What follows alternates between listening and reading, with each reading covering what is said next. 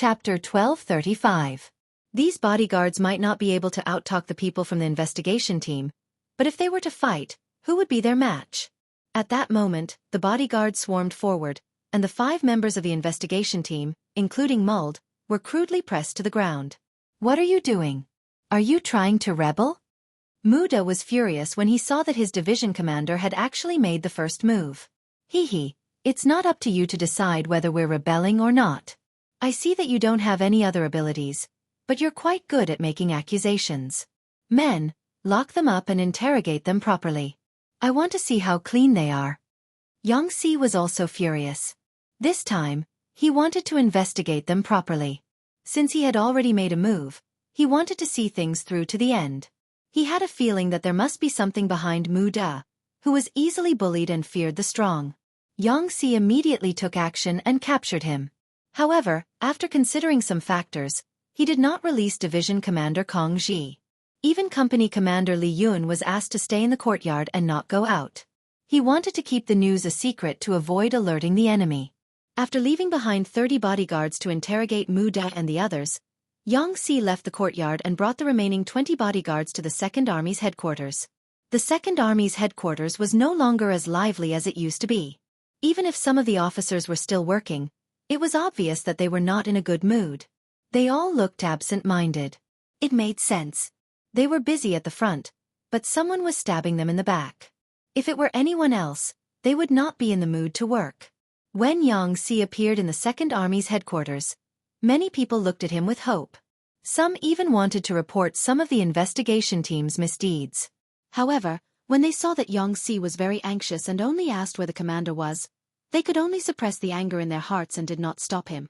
In the backyard of the headquarters, Xianxia saw Muda be lying on the bed and resting. She had not seen him for a while, and he seemed to have aged quite a bit. His originally black hair had also gained a bit of white.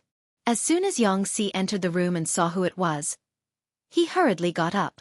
Xianxia hurriedly strode over and reached out to stop him. Commander Shi, there's no need to be so polite. If you're not feeling well, just lie down for a while. Actually, I'm fine physically. It's just that I'm mentally tired. Shi Bei spoke to Xianxia as if he had seen his savior. He had already forgotten to be polite. Although Yang Chendong was a commander and the other party was only a division commander, the other party's surname was Yang. He was one of Yang Chendong's most trusted people. In terms of status, he, as a commander, was far inferior. The other party could become an existence that surpassed him at any time, and he knew this very well in his heart. Xianxia felt a burst of discomfort in his heart as he listened to Li Dong's words. A general who was good at war and strategizing was forced to lie in bed. This was the work of the investigation team. They really couldn't accomplish anything, but they were good at spoiling things. Commander Shi, you've been wronged. Xianxia didn't know what to say. Just one sentence was enough to make this general, who had killed in all directions on the battlefield and didn't even frown in the face of death, cry. A good man with iron bones couldn't stand being wronged the most. At this moment, Shi Bei seemed to have found a soulmate. He stepped forward and held Xianxia's hand tightly. Division Commander Yang, please tell the 6th young master that I've never really betrayed the 5-star army. All right, I will. I definitely will. Xianxia also replied with a face full of excitement. He deeply felt the weakness in Shi Bei's heart at this moment and decided to tell him a piece of good news. Commander Shi, I've already detained the people from the investigation team. After I see you, I'll send a telegram to the young master and explain the situation here in detail. Is there anything else you want to pass along? What? The people from the investigation team were detained? Shi Bei's face was filled with shock after hearing this. It was just an investigation team of 6 people. Of course, Shi Bei didn't care about them. Any random team in the new Second Army could easily take care of them. However, the problem was that they were sent by the headquarters. They were the orders of City Lord Yu Qian. Yang Chendong also acquiesced. This gave them a lot of glory. They were like Imperial envoys holding an Imperial sword. No one dared to provoke them. They didn't even care about commanders and division commanders. Such people were actually detained by Xianxia. Shi Bei wasn't happy at this moment, but worried. He pulled Xianxia's hand and said, Division Commander Yang, this? I'm afraid this isn't appropriate. After all, they did find out some problems. The problem Shi Bei was talking about was Tan Ying, the deputy commander of the 2nd Regiment of the new 2nd Army's 1st Cavalry Division. This person was the first person the investigation team called to talk to. The facts proved that they weren't shooting at random. This person was actually Bai Ming's man. To be specific, he really surrendered when the new 2nd Army pretended to surrender to Bai Ming. He became Bai Ming's spy in the new 2nd Army. It was because the Disciplinary Investigation Department obtained this information that they sent the investigation team. They also obtained City Lord Yu Qian's consent and Yang Chendong's acquiescence. It was also because of this that Mu De dared to detain the 1st Cavalry Division's commander, Kong Ji. It was also because of this that Shi Bei couldn't raise his head. This was because he couldn't guarantee that there weren't any Bai Ming spies in the new 2nd Army. This also made the investigation team open and above board. The problem wasn't discovered by them. It was our intelligence department that obtained this clue first and then reported it to the headquarters. Then, it was handed over to the Disciplinary Investigation Department to handle. At the end of the day, Mu Da and the others only benefited from this information. Yes, that Tan Ying deserves to die. He actually ate our 5-star army's food and worked for Bai Ming. However, this doesn't mean that the other officers are the same. We can't spoil the whole pot of soup because of a piece of rat-tea. Don't worry, I know how to report this to the young master. Xianxia said seriously. These words were said with reluctance, and he kept nodding his head. Obviously, he agreed with this statement. Seeing that Shi Bei agreed with his opinion, Xianxia hesitated for a moment before saying, "But Commander Shi, after Tan Ying's incident, we still have to investigate. My opinion is that we can transfer the new 2nd Army's officers in batches. After we confirm that there are no problems, we can arrange for them to be transferred to new positions." This was the main reason why Xianxia had come to look for other people. No matter what, Shi Bei was still the commander of the new 2nd Army. If they were to move her officers, and it was a big move, it was reasonable for them to inform her first. Of course, we won't move the main officers. We also won't move those officers who have already been checked and confirmed that there are no problems.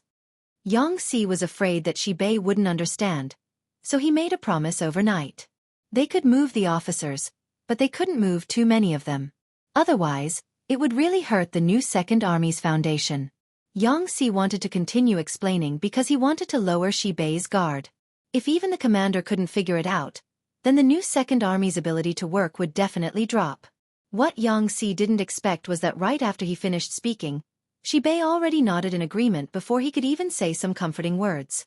Division Commander Xianxia, I wholeheartedly agree with this matter. After going through this crisis, the new 2nd Army can't be messed up anymore. The headquarters is willing to screen them for us. This will save us a lot of work.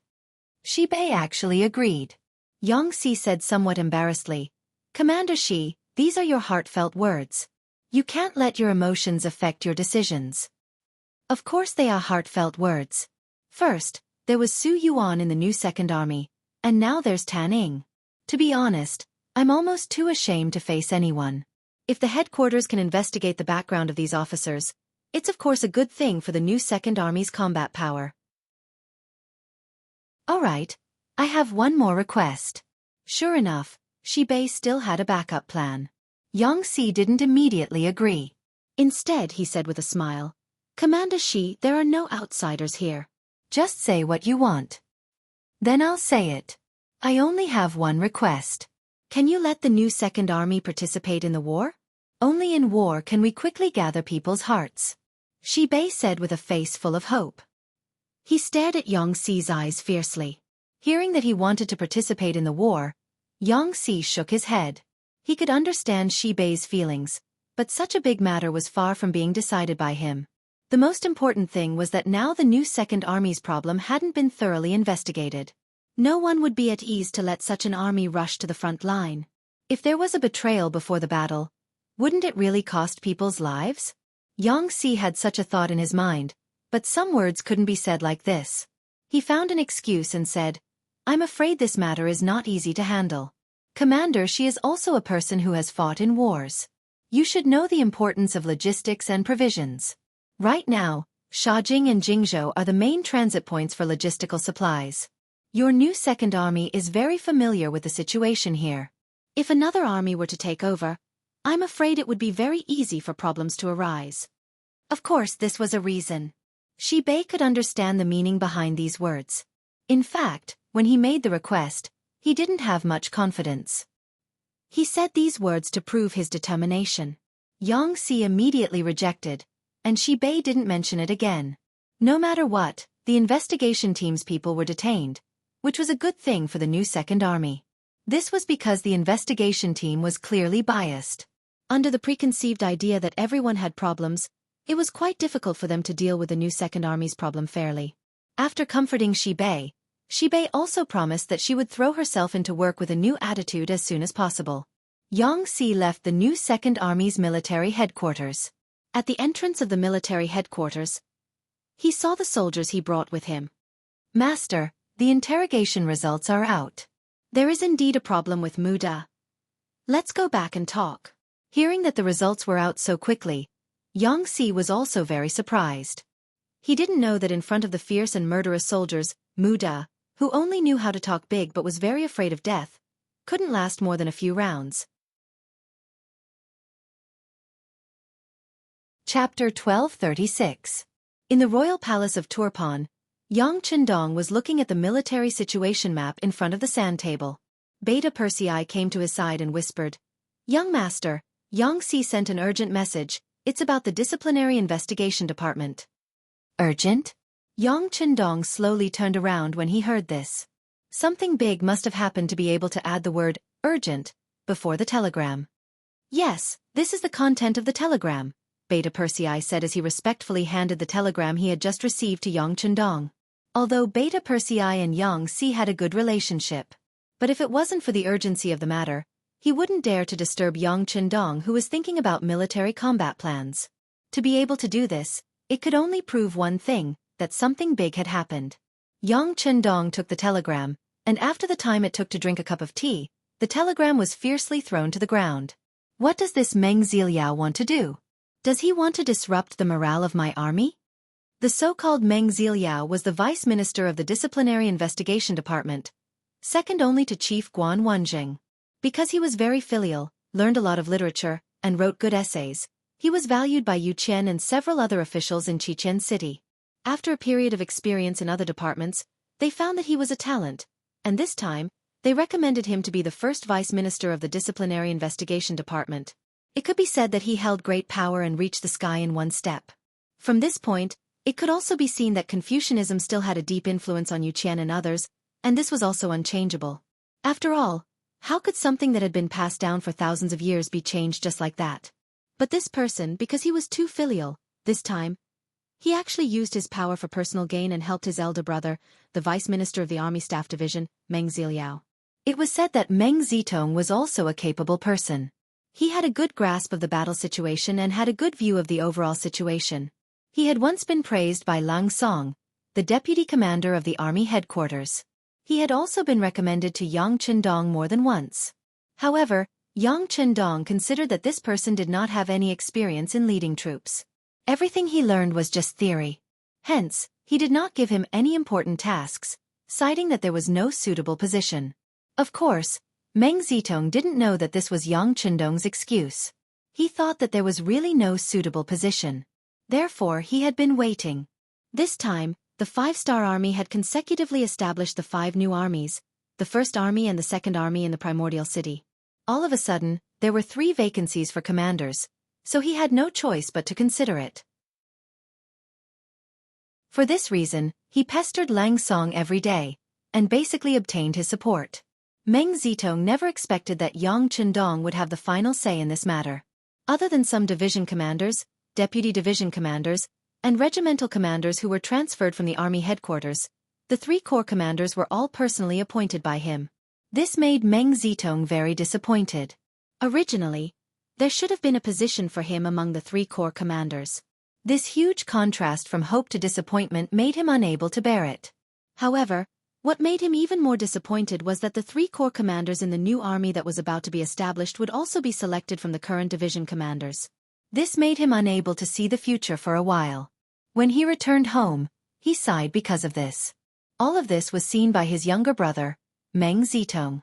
This Meng Zitong, who was extremely filial to his parents and had deep feelings for his elder brother, after a psychological struggle, set his goal on the position of the new Second Army's commander. Wasn't there no problem? Then he would use his authority to create a position.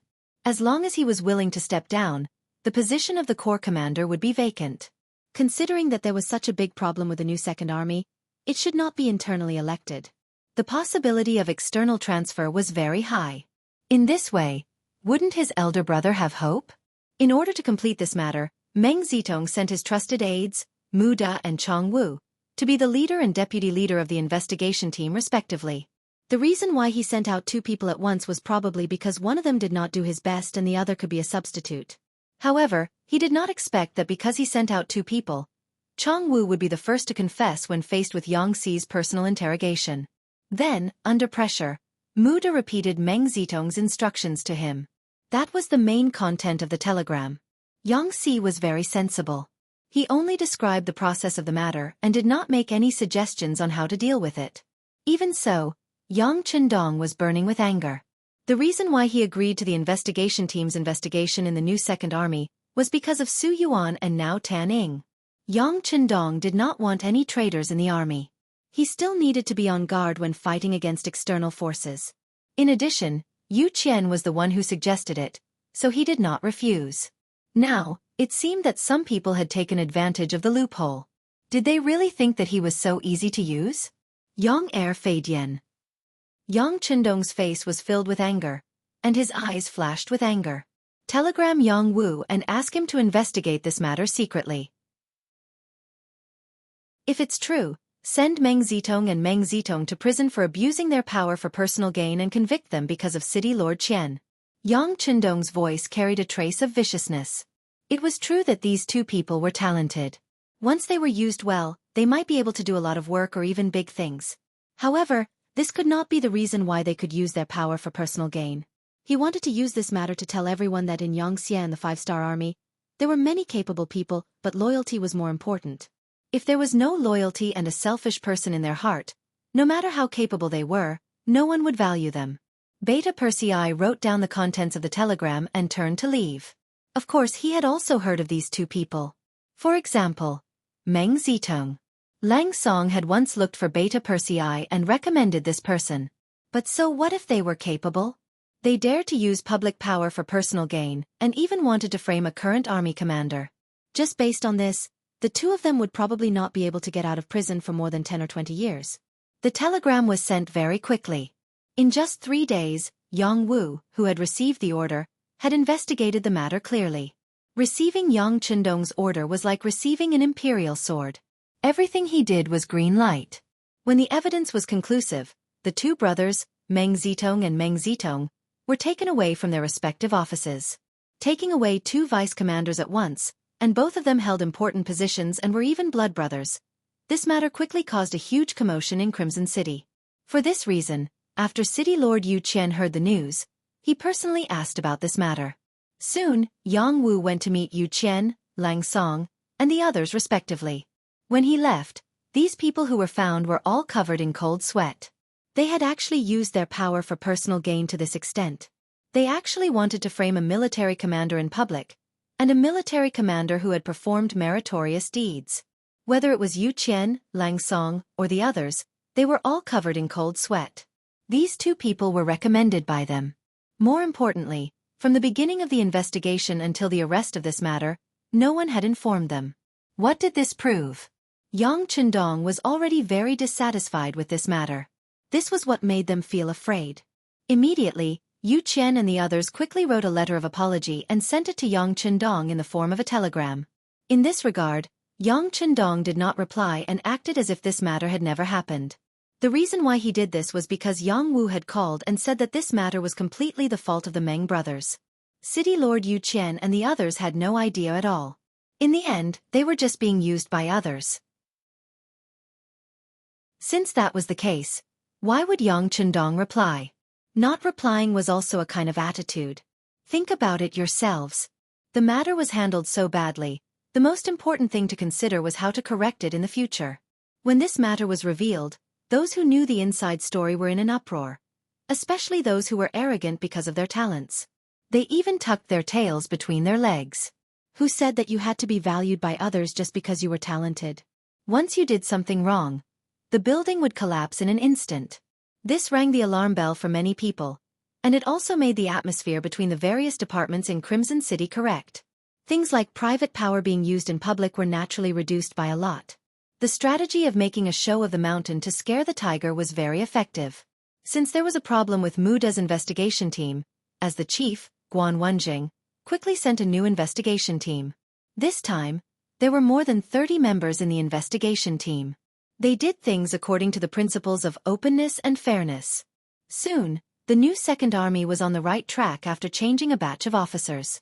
After the investigation team concluded that there was no problem, Kongji was acquitted and restored to his position. There was also the company commander, Li Yun. Just like his name, his luck was good. He was actually chosen by Xianxia and transferred to the logistics division as an advisor. It could be imagined that after a period of experience, it was likely that he would be able to amaze the world with a single brilliant feat when he was sent out. The new Second Army resumed its normal order. More and more troops, civilians, and provisions were transported from here to Ili. The war was about to begin. Ala Mountain Pass. After the 1st Cavalry Division led by Dai Qua left Turpan City, they rushed towards their destination. Not long after he set off, 30,000 cavalrymen also came out of Ili City. They were Tushi's troops who were responsible for watching the 1st Cavalry Division under the order of King Harden Barta. Tushi was a general of the younger generation of Turpan. Because he was chosen by King Harden Barta, he was promoted from an ordinary commander who led thousands of troops to a general who led 30,000 cavalrymen. For a moment, he was full of pride and confidence for the future. As soon as he sent out a division, the other side sent out 3 times the number of troops to follow closely behind. When the news was reported to Yang Chendong, his eyes showed an expression of, as expected. Yang Chendong had considered 3 solutions for the main force of the 1st Cavalry Division being surrounded at the Ala Mountain Pass. First, use the 1st Cavalry Division as a bait to attract more enemies, and finally have a decisive battle in the middle. Second, let the 1st Cavalry Division break out of the encirclement. Presumably, with their strength and preparation, 4 times the number of enemies really couldn't do anything to them. Then they would look for an opportunity to fight again. Third, no matter what, gather a large number of troops and continue to attack. Besieging Wei to save Zhao would naturally solve the problem of the 1st Cavalry Division being surrounded.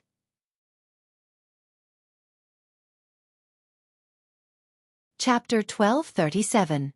The 3 plans constantly lingered in Yang Chendong's mind, but in the end, he still chose the first plan.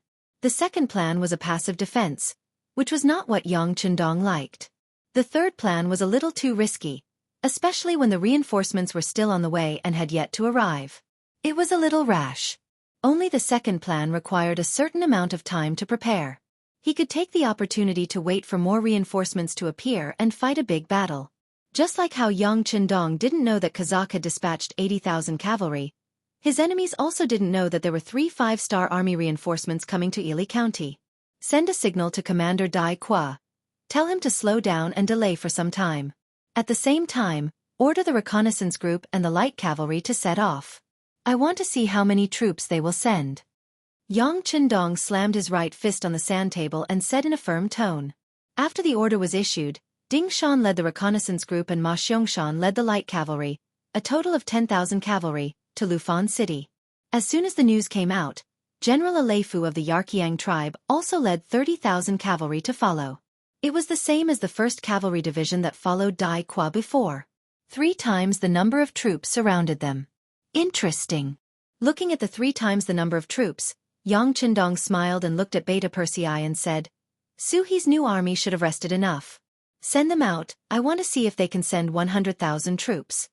After the order was issued, the new army under the leadership of Commander Suhi went out. As if to confirm Yang Chendong's words, the Walla cavalry suddenly sent 100,000 troops, led by one of the 4 remaining generals, Bo Muir, and followed. Oh, I almost forgot about my old friend Yes Hen. Yang Chendong immediately laughed when he heard the news. Then he narrowed his eyes and said, Send a message to the commander of the First Army, Su Ku.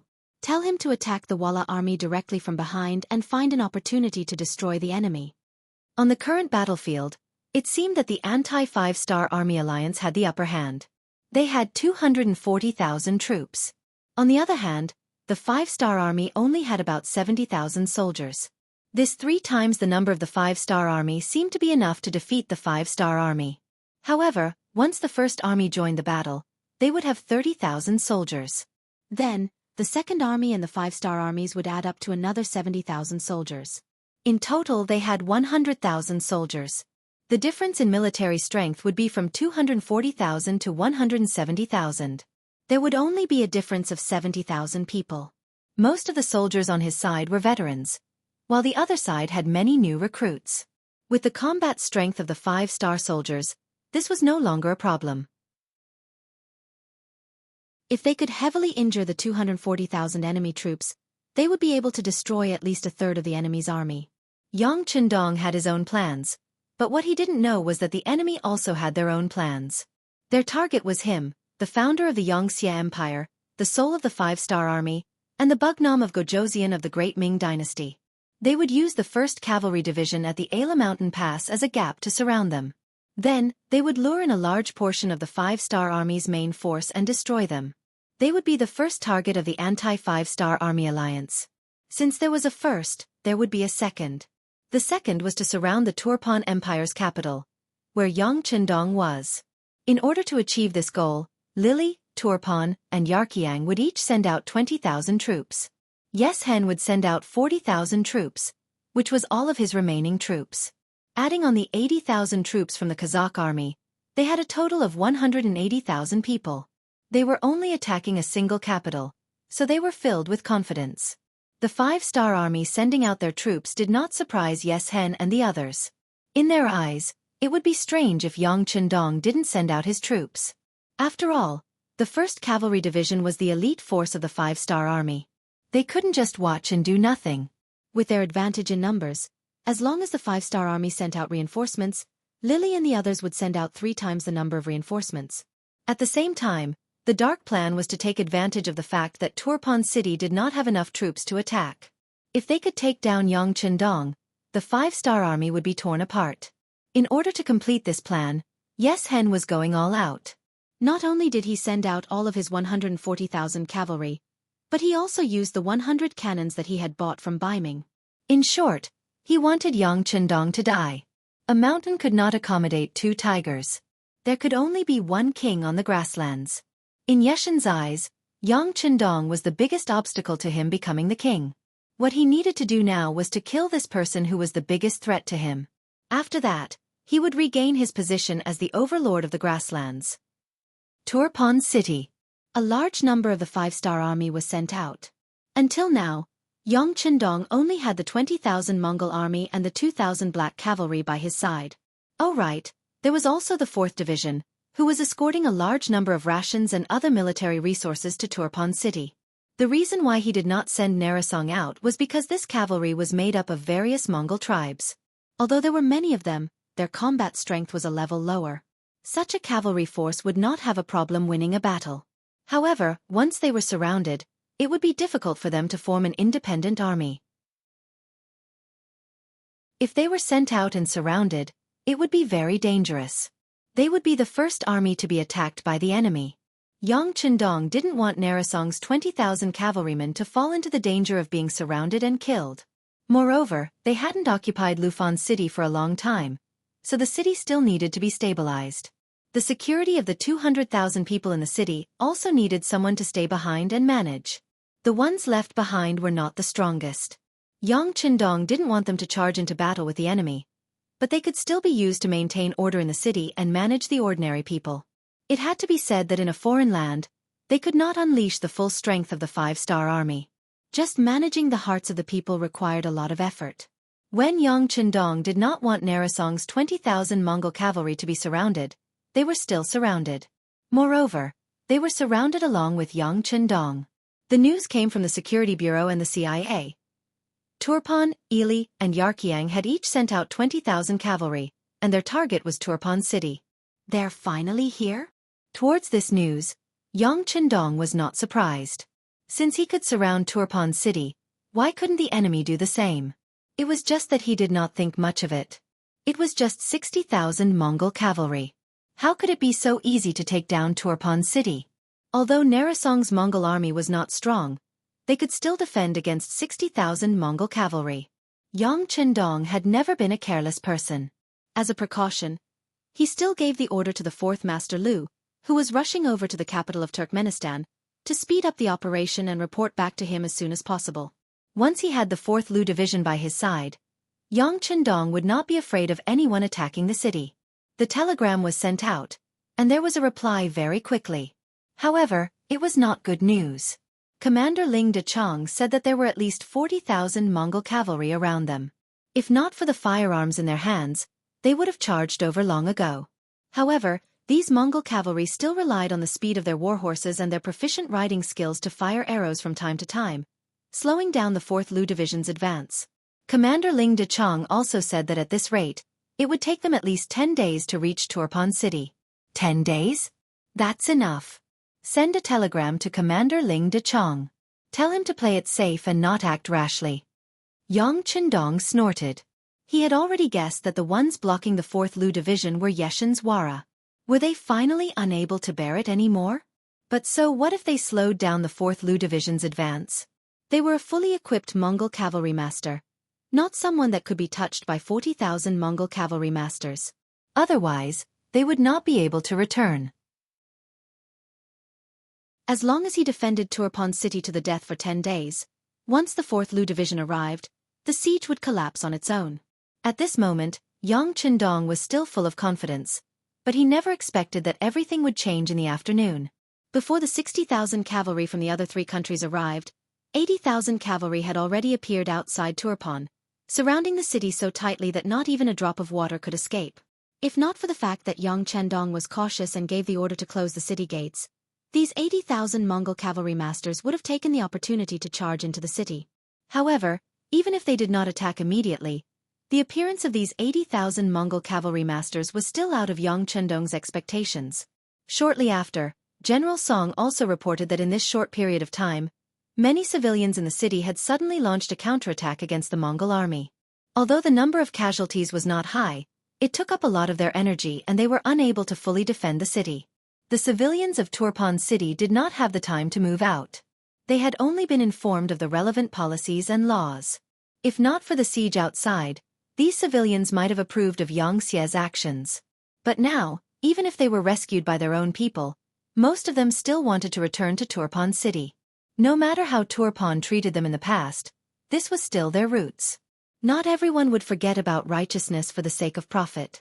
Many of them had their own standards, and many of them were unwilling to leave their homeland. Inform Commander Dao Xiao to send out his 2nd Battalion to patrol the streets. If there are any provocations, kill them. Yang Chendong's eyes flashed with anger. He was willing to think for the civilians of Turpan City not because he was afraid of them, but because he wanted to integrate all of them. That's right, it was the integration of all races, not the unity of all races. Yang Chendong did not believe that different races could live well together without any conflicts. The only reason why they had not appeared was because the time was not right.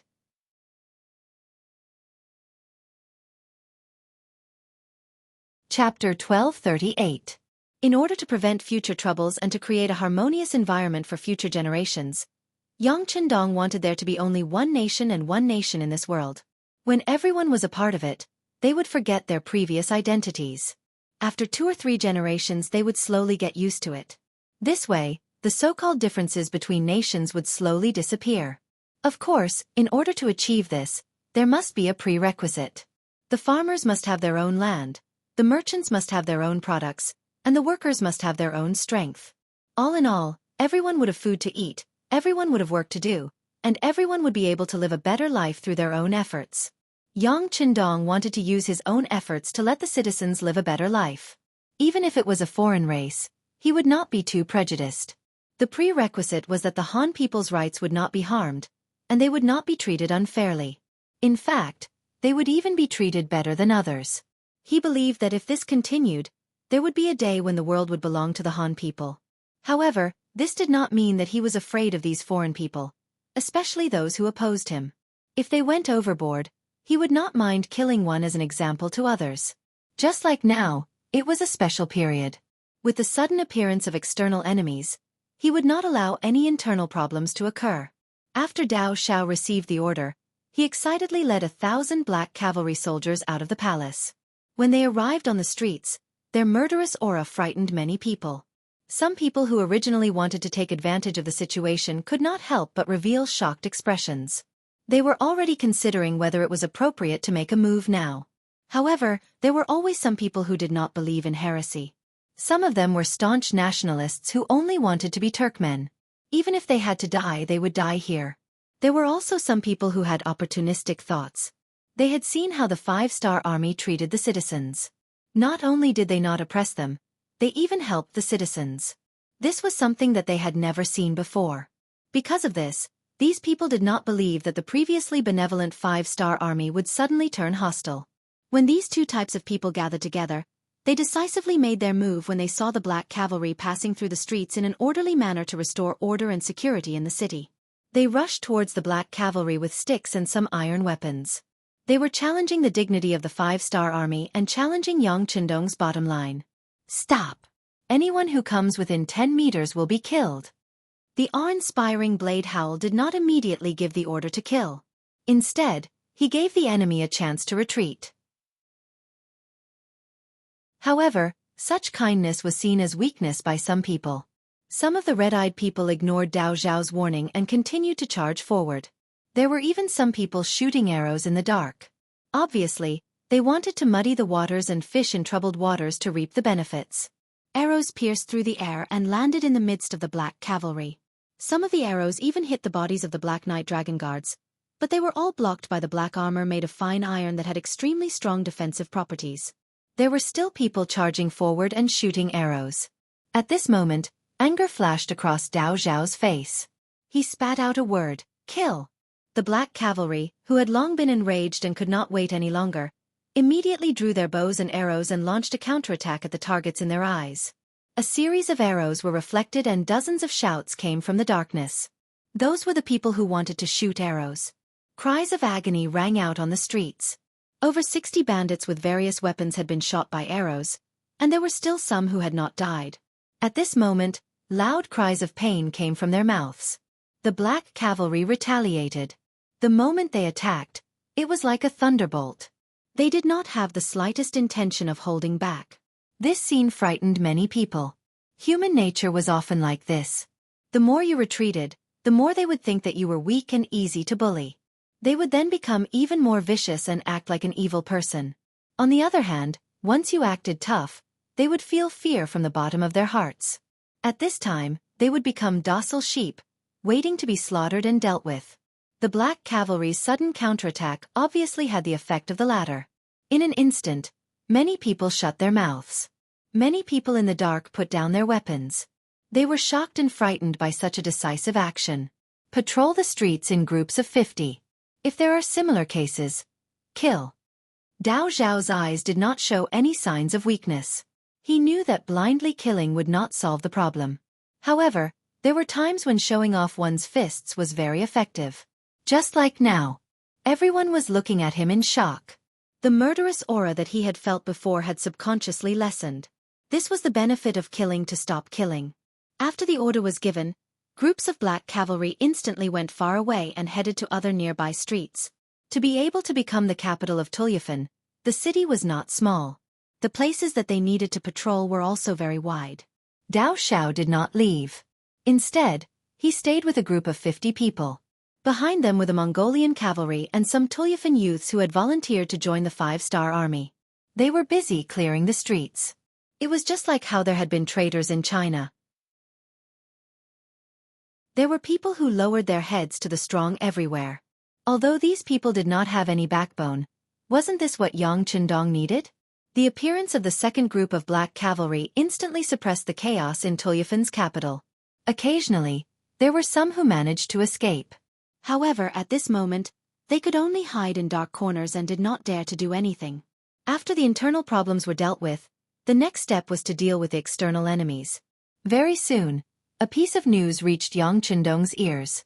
Apart from the 20,000 Walla cavalry that was personally led by Yes Hen, there were 60,000 cavalry that belonged to the Kazakh Khanate. Of course, Yang Chendong was not unfamiliar with the Kazakh Khanate. After all, this was the next place that he wanted to conquer. From the information that the intelligence department had sent over, the Kazakh Khanate was currently at war and had not been completely unified. Now, it seemed that the intelligence was lagging behind. Speaking of which, this could not be blamed on the intelligence department. Yang Chendong's speed in conquering the Kazakh Khanate had greatly exceeded the expectations of many people. It was the same for the intelligence department. They had only been established for less than 10 years and did not have a strong foundation. Furthermore, the Kazakh Khanate was simply too far away from Xianxia's sphere of influence. No one had thought that they would meet in such a short period of time and even go to war. Naturally, the intelligence department there was limited, so it was normal that they did not send back any timely information. Looks like this Yes Hen is becoming more and more mature. Yang Chendong's reaction was so fast that he instantly thought of a lot of things, including the fact that the 1st Cavalry Division was surrounded by a large number of troops. It must have been planned a long time ago. One part of the plan was to kill him. 80,000 cavalry surrounded the city, but he only had 20,000 B-class troops and 2,000 black cavalry troops. But in the end, the number was still too small. Now, he had to face 80,000 cavalry, and then there would be the support of 60,000 cavalry from the other 3 countries. The situation was very bad no matter how he looked at it. Young master, immediately send a report to the new army and ask Commander Su He to lead the troops back. Beta Persei also felt an unprecedented tension and could not help but give an idea. No. Yang Chendong shook his head. He also thought of this method just now, but then he rejected it. Since he could think of it, how could the enemy not think of it? They had also sent out 100,000 Walla soldiers, but they were right behind the new 3rd Army. If they were to turn back at this time, a bloody battle would be inevitable. Although the new army's strength was not bad, the 100,000 Walla army were also elite cavalry. With 3 times the number difference, it would not be easy to deal with them. If they were not careful, they would be surrounded and eaten. Seeing that Yang Chendong rejected the suggestion, Beta Persei said anxiously, "Then send a signal to the commander of the 4th Division and ask him to speed up the march and come back as reinforcements." No. Yang Chendong rejected again. The 4th Division had the heavy responsibility of escorting the provisions. There were a total of 1,000 carriages of military supplies, all of which were needed by the 5-star army when they ventured deep into the inner regions in the future. There was no room for any mishaps. Otherwise, the soldiers would have no food and no pay. How could such an army display their fighting strength? This would not do, that would not do. For a moment, Beta Persei was anxious. His mission was to protect Yang Chendong's safety. He did not dare to imagine what would happen if something happened to the young master. He was afraid that even if he did not blame himself, the other brothers would take his life. Seeing that things were not going well, he could only take a step back and say, "Young master, then we will give up on the capital of Turpan. While the encirclement is not fully formed yet, our 2,000 black cavalry will protect you and open a bloody path." No. Right now, a lot of provisions and gold and silver have been hoarded in the capital. Although most of these were left behind by Harden Barter when he escaped, they are now in our hands. These things are ours, we can't hand them over. After Yang Chendong rejected the idea, Beta Persei was speechless. If it was any other time, he would inevitably say that they valued money more than their lives. Beta Persei finally stopped talking. He turned to Yang Chendong and said with a smile, "Well, you don't have to worry. The enemy hasn't attacked yet. You have to have confidence in yourself and in our warriors." Beta Persei smiled bitterly. Obviously, he thought that this was the young master's way of comforting him. With 22,000 people, he had to face 80,000, no.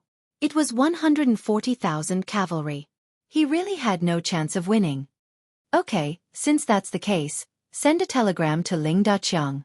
Tell him about the situation here and ask him to send an advance march here. Well, don't forget to remind him that if anything goes wrong with the money and food, he will lose his position as a division commander. Also, don't inform the other army, division, or regimental units about the encirclement.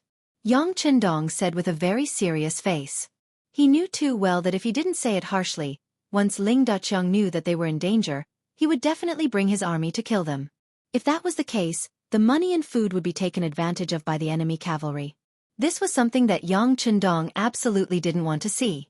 Seeing that Yang Chendong had agreed, Beta Persei's face lit up with joy. After agreeing, he ran straight to the dispatch room.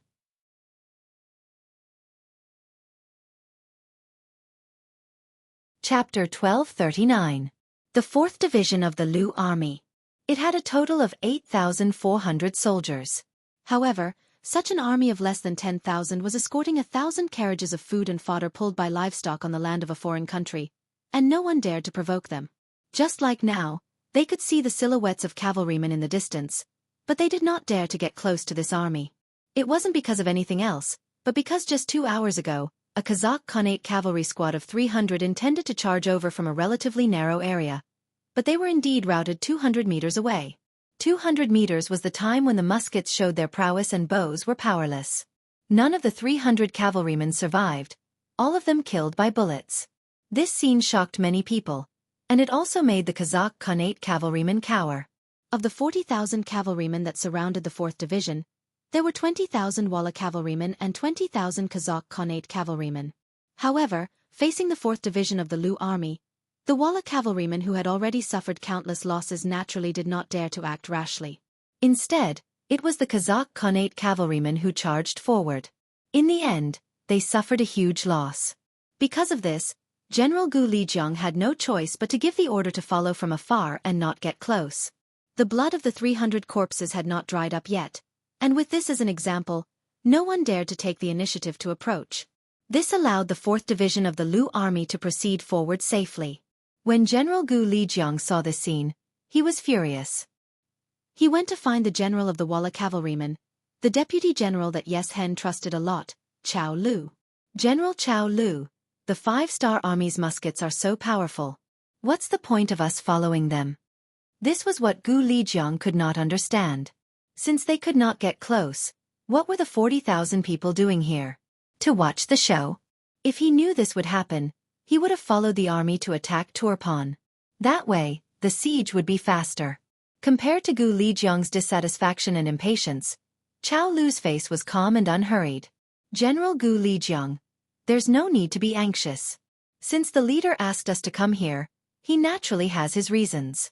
Don't worry, we will be needed soon. Chao Lu was right. At this moment, the temporary headquarters of the 4th Division was indeed in an uproar. Beta Persei had sent a telegram. When he found out that Turpan city was surrounded by a large number of troops and that Yang Chendong only had 20,000 Mongolian cavalry besides the 2,000 black cavalry, De Chong was shocked. He immediately ordered the commanders to come to a meeting. He even had the urge to give up everything to rescue Yang Chendong, because he knew very well that without the 6th young master, what would happen to the 5-star army in the future? The 4 regimental commanders were confused. When they arrived at the temporary headquarters, they wanted to ask what had happened. However, when they saw Division Commander De Chong's face, which was as dark as the night, they didn't dare to ask. Instead, their gazes landed on a telegram beside the table. Out of curiosity, the first commander, Gao Xiang, reached out and took the telegram. He originally thought that it wasn't important, otherwise, it wouldn't have been thrown here. But when he read the contents of the telegram, his eyes widened and his breathing became heavy. Sir, my 1st regiment requests to go to battle. What's going on? The other 3 regiment commanders also walked over in succession, surprised by Regiment Commander Gao Xiang's reaction. However, when they all saw the contents of the telegram, they all had the same reaction. 2nd Regiment Commander He Wan, 3rd Regiment Commander Lu Zhang, and 4th Regiment Commander Yi Xingfeng all shouted in unison, Division Commander, our 2nd Regiment, 3rd Regiment, 4th Regiment, requests for battle. All of you shut up.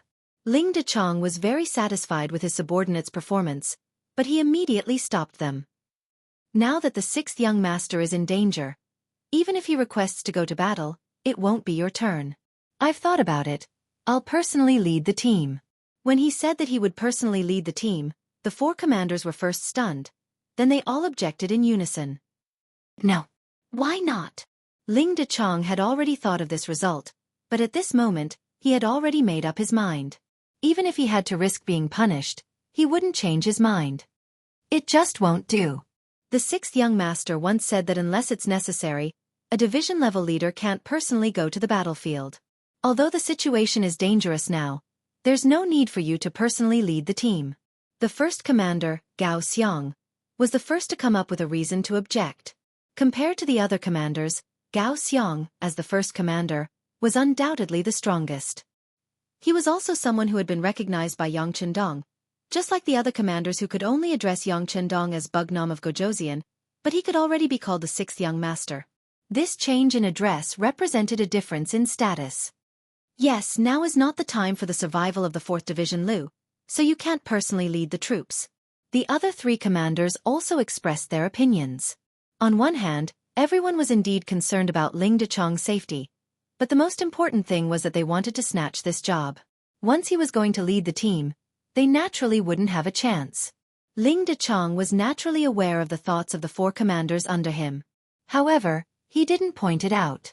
Instead, he said, "I've made up my mind, so you don't have to persuade me anymore. Of course, I still need an assistant. Which of the 4 of you is willing to go with me?" Ling Dechong had his own ideas. In the telegram, Yang Chendong said that he couldn't lose the provisions. Otherwise, he wouldn't be able to be a division commander anymore. However, he didn't say that he couldn't lead the troops to save people. He took advantage of this loophole and decided to personally lead the troops. This also represented his respect and protection for Yang Chendong. Originally, the 4 commanders wanted to continue persuading Ling Dechong to let go. But now, the moment he said that he still needed an assistant, the mentality of the 4 commanders immediately changed.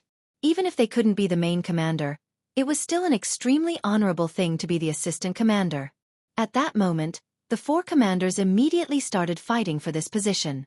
They went back and forth, talking about their own advantages and the opponent's disadvantages. It was very lively.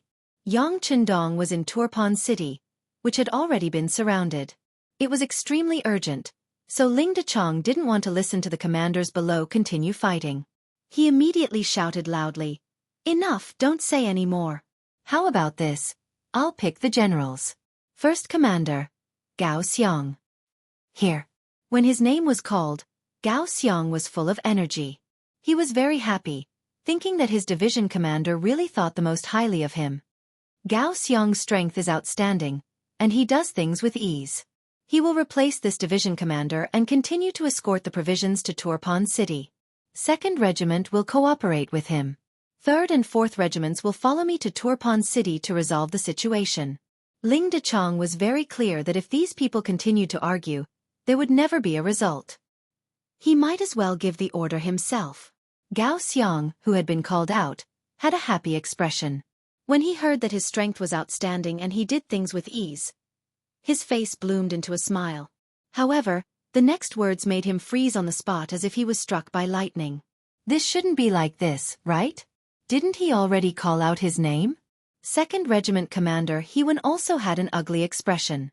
He didn't think that he would be left behind. His expression was bitter. Some people were happy, while others were sad. 3rd Regiment Commander Lu Zhang and 4th Regiment Commander Yi Xingfeng's faces were bright. If possible, they wanted to kiss Ling Dechong's face right now to express their excitement. Since the order had been given, naturally it couldn't be changed. Seeing that the 3rd and 4th Regiment commanders had gone to gather the troops, Ling Dechong looked at Gao Xiang and Hewen and said, "The 2 of you were left behind because I have high hopes for you. There's only one request. Even if the troops are small, the supplies are not lacking.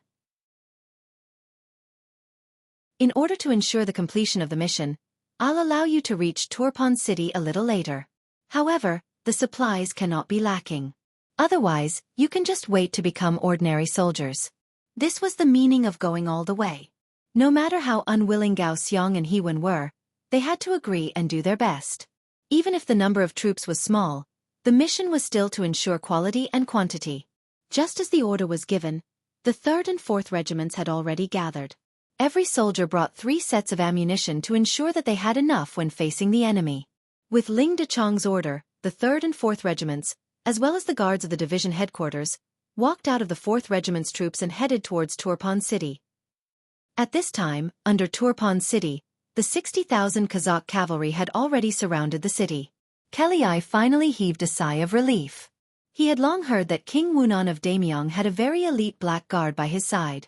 Their equipment was excellent, and their combat strength was unparalleled. If such an army suddenly charged out of the city, he really didn't have absolute confidence in stopping them. Now that the city was surrounded, the Black Guard still hadn't appeared. This made Kelly overjoyed. At the same time, he laughed heartily at the leader of the Wara, Yes Hen, and said, "Great, Bugnam of Gojoseon has already lost his last chance to escape. According to the Han people, he's now a turtle in a jar. Next, he's at our mercy." Yes Hen was also very happy. After planning for such a long time, the Kazakh cavalry that was arranged as a backup plan was finally used, and they also blocked Yang Chendong in the city, which made them see a bright future. Yes Hen firmly believed that as long as Yang Chendong died, no one in the Great Ming army would be his opponent. At that time, it would be time for him to dominate. Previously, he could severely injure the Great Ming Emperor Zhu Qizhen. If Yang Chendong hadn't appeared, he could have even captured him alive. He believed that he could do the same in the future. The two of them were in a very good mood. At this moment, they should be drinking horse milk and eating mutton. However, before they saw Yang Chendong's head, they suppressed their excitement and sat together to discuss what to do next.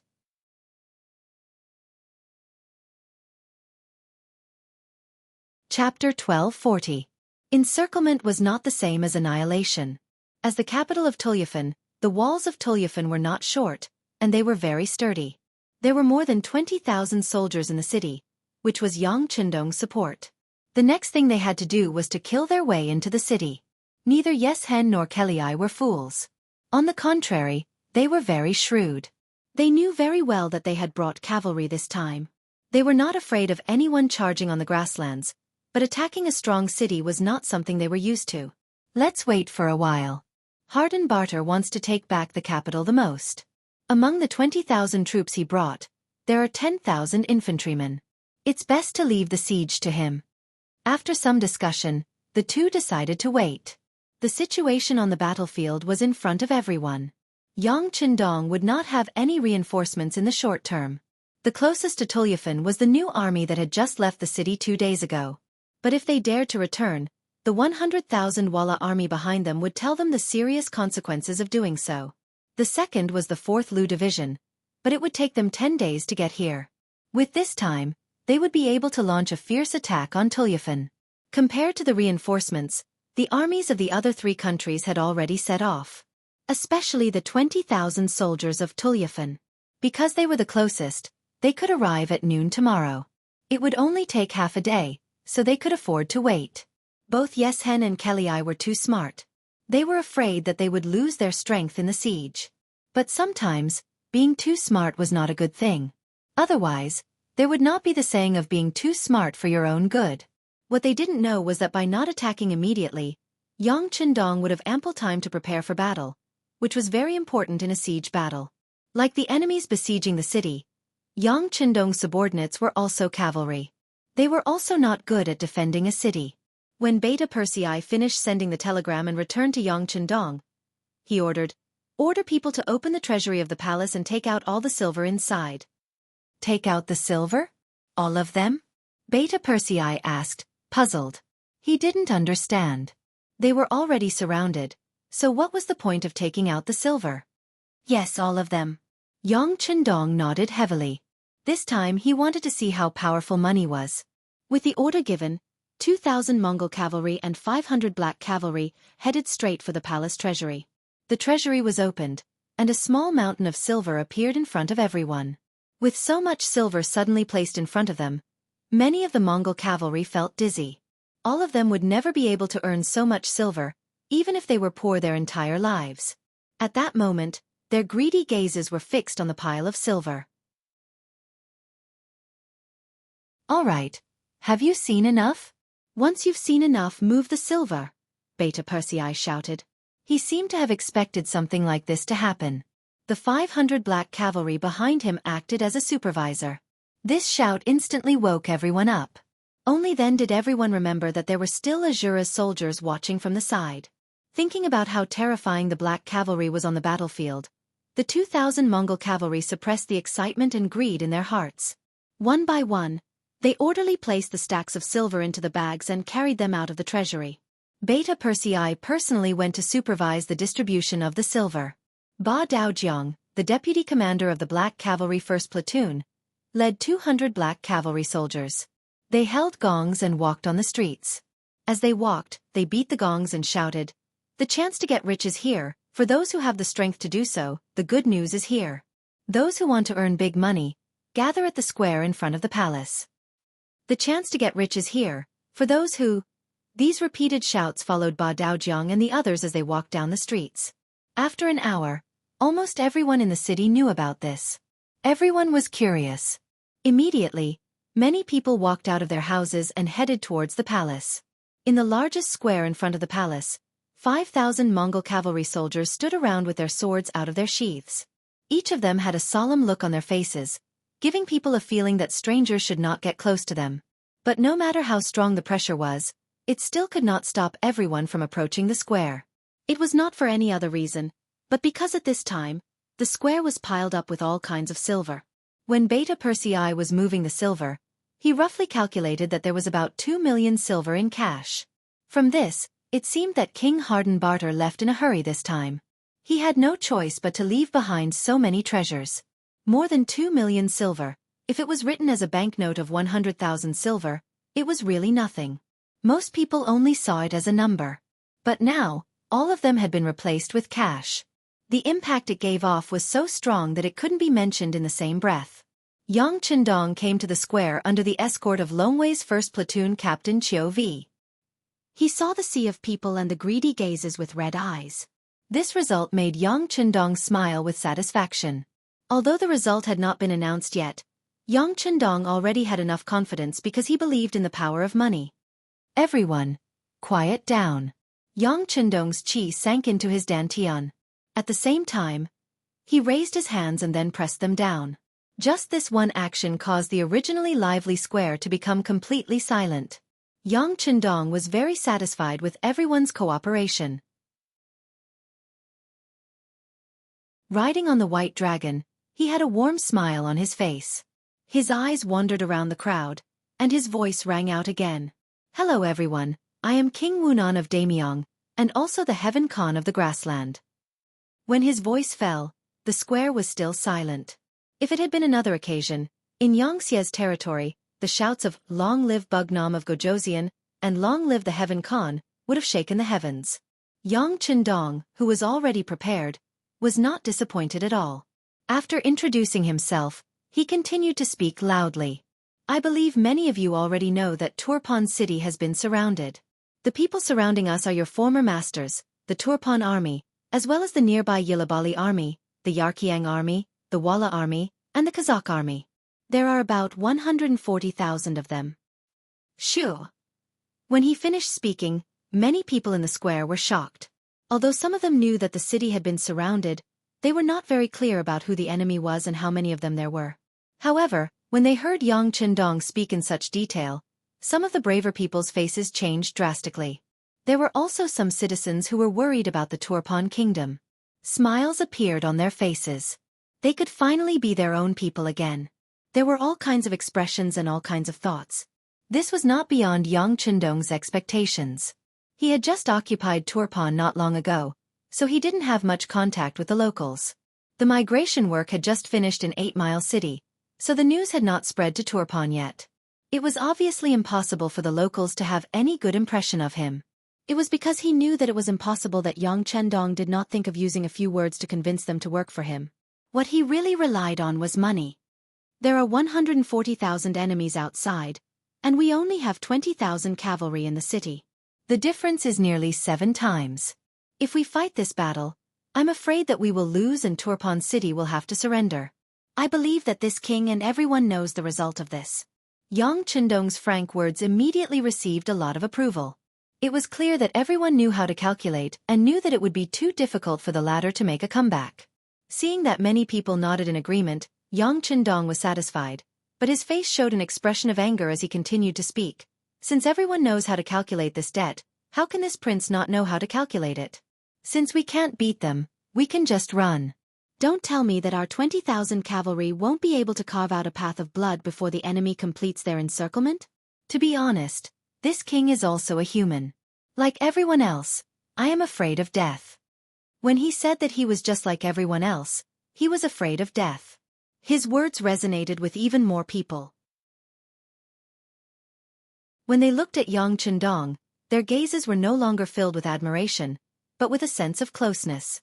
After all, if he was too high and mighty, it would only create distance. It was difficult for his words to truly resonate with people. The atmosphere at the scene also changed because of Yang Chendong's words. This was the result that Yang Chendong wanted. Because he was about to use his trump card. Without the foreshadowing from before, the effect of this trump card would inevitably be reduced. Yes, I can leave Ji. Seeing that everyone's attention was on him, Yang Chendong continued. In fact, I was also prepared to retreat, but a letter changed my mind. Now the leader of the Wara Empire, Yes Hen, outside the city, hates me to the bone because he has lost to me many times.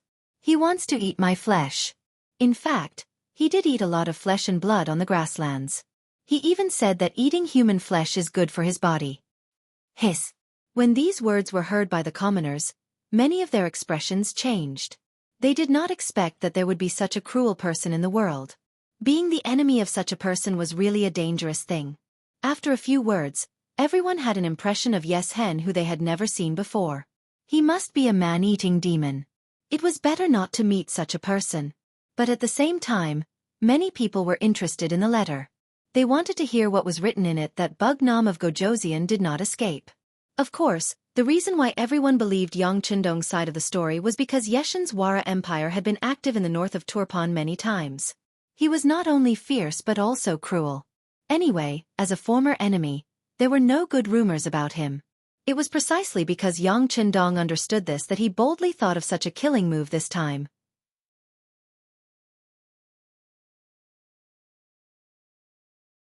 Chapter 1241. First, he explained the actual situation, announcing the number of enemies outside, treating everyone with sincerity.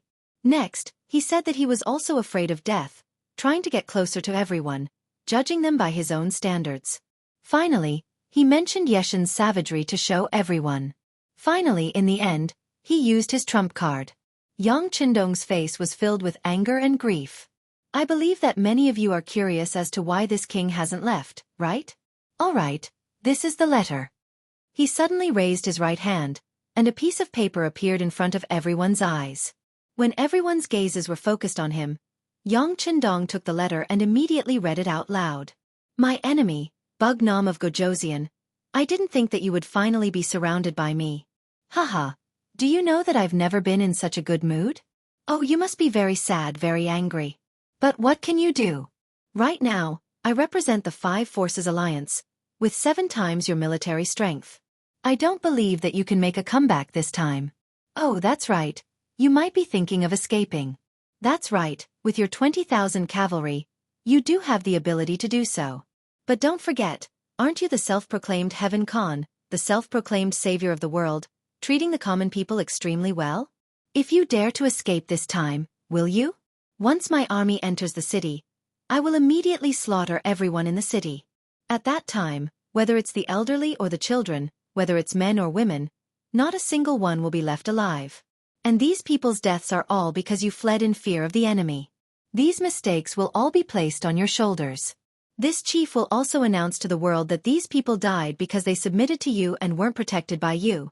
Haha, isn't that fun? How about it? Do you still dare to run? If you run, I'll kill you. I won't go back on my word. Yang Chendong read the letter out loud, word by word. Your eternal enemy, Yes Hen, has left a letter. Yang Chendong raised his head and looked forward after the last sentence was uttered by him. At this moment, the entire square was filled with tens of thousands of citizens. However, it was so quiet that one could hear a pin drop. Everyone was dumbfounded. They did not expect Yes Hen to want to kill them. He wanted to massacre the entire city. Something completely unexpected happened. Yang Chendong took out a second letter under everyone's watchful eyes. Everyone, after this prince received the news, I also sent a letter to Yes Hen. I explained to him that I may have taken over Turpan City, But not only did the people here refuse to submit to me, they even hate me to the core. Therefore, using you to threaten this prince is useless. But I didn't expect that he didn't believe me at all. Instead, he sent me a second letter. I'll read it to everyone now. My enemy, Bugnam of Gojosian, are you afraid? Do you think I will believe you? Let me tell you, the more you disassociate yourself from these lowly citizens, the more I believe that they are your people. Therefore, don't try to make me believe your words. Oh, right. Do you know why this leader didn't attack the city immediately? Haha, I'm waiting. I'm waiting for the Turpan army to appear so that they can attack the city first. I want to watch their army kill their own people. Don't worry, they will definitely listen because 4 out of the 5 countries support this move. They have no choice. I'm sure it will be very interesting. Just wait, after killing these people, you, Bugnam of Gojosian, won't be any better. Just wait for me to take your head and eat your heart and lungs. Ha ha. After the second letter was read, the entire square fell into a deathly silence. It was obvious that everyone was shocked by the contents of the letter at this moment. This cruel leader of the Walla actually wanted the Turpan army to slaughter them. This caused everyone's hopes of being rescued to sink to the bottom of their bones. At this moment, not only did they not hope for the Turpan army to appear, they were even afraid that they would appear in front of them. When the 2 letters were read, the reaction of the citizens was to the satisfaction of Yang Chendong. Following that, he wanted to make a request. Everyone, since this place has already been occupied by our 5-star army, the citizens here are our people. Whether you admit it or not, this prince thinks so. If you want me to abandon my people and just run away, this prince cannot do it. Therefore, I've decided to stay here and fight against the enemy with you. To tell you the truth, this prince's army is currently heading towards Turpan city. As long as we can hold on for a few days, we will be able to coordinate with the enemy and resolve the situation. When Yang Chendong said that he wouldn't give up, many people revealed moved expressions. When they heard that reinforcements were coming, many people's eyes revealed a look of hope. Only, with our 20,000 soldiers, I'm afraid that we won't be able to defend the city for a few days. Then, it will depend on everyone's strength. Of course, this prince will not force anyone. You can also choose not to contribute. I don't believe that Yes Hen will massacre the city after taking it down. But if you believe in my people, this prince's army is willing to defend the city with everyone. Do you see those silvers? Anyone who participates in defending the city will receive 1 tael of silver a day. If you kill the enemy, you will receive half a tael of silver for each person you kill. If you kill 10 people, you will receive 5 taels of silver. After the battle, you can come to the square to retrieve your own silvers. If you unfortunately die in battle, your designated successor will receive 10 taels of silver as compensation. Remember, this prince will not force anyone. Even if you earn so much that your hands go numb and don't want to fight anymore, you can go home and rest. As for the silvers that you receive, this prince can swear in the name of the heavenly Khan that they are yours. I will not take them back and no one will try to steal them. After finally revealing his goal, the crowd in the square immediately began to discuss. There were even quite a few people who simply stared at the silvers without moving. It was clear that they had been stimulated by this large amount of wealth. 1 tael of silver was roughly equivalent to 2,000 yuan. In the Ming dynasty, 1 tael of silver was equivalent to 1,000 copper coins and could buy 400 kilograms of rice. In the Ming dynasty, 1 kilogram was equivalent to 1.5 taels, so 1 tael of silver could buy 400 kilograms of rice. Now, the price of rice was around 4 to 5 yuan per kilogram. As long as they participated in the battle, they would receive 2,000 yuan a day. For the Turpan people who only earned a few hundred yuan a month, this was undoubtedly a large temptation. Also, even if they died in battle, their families would receive 20,000 yuan. In this era where human lives were cheap, this already made many people speechless. The most important thing was that they could receive the money on the same day. Yang Chendong had even sworn in the name of the heavenly Khan.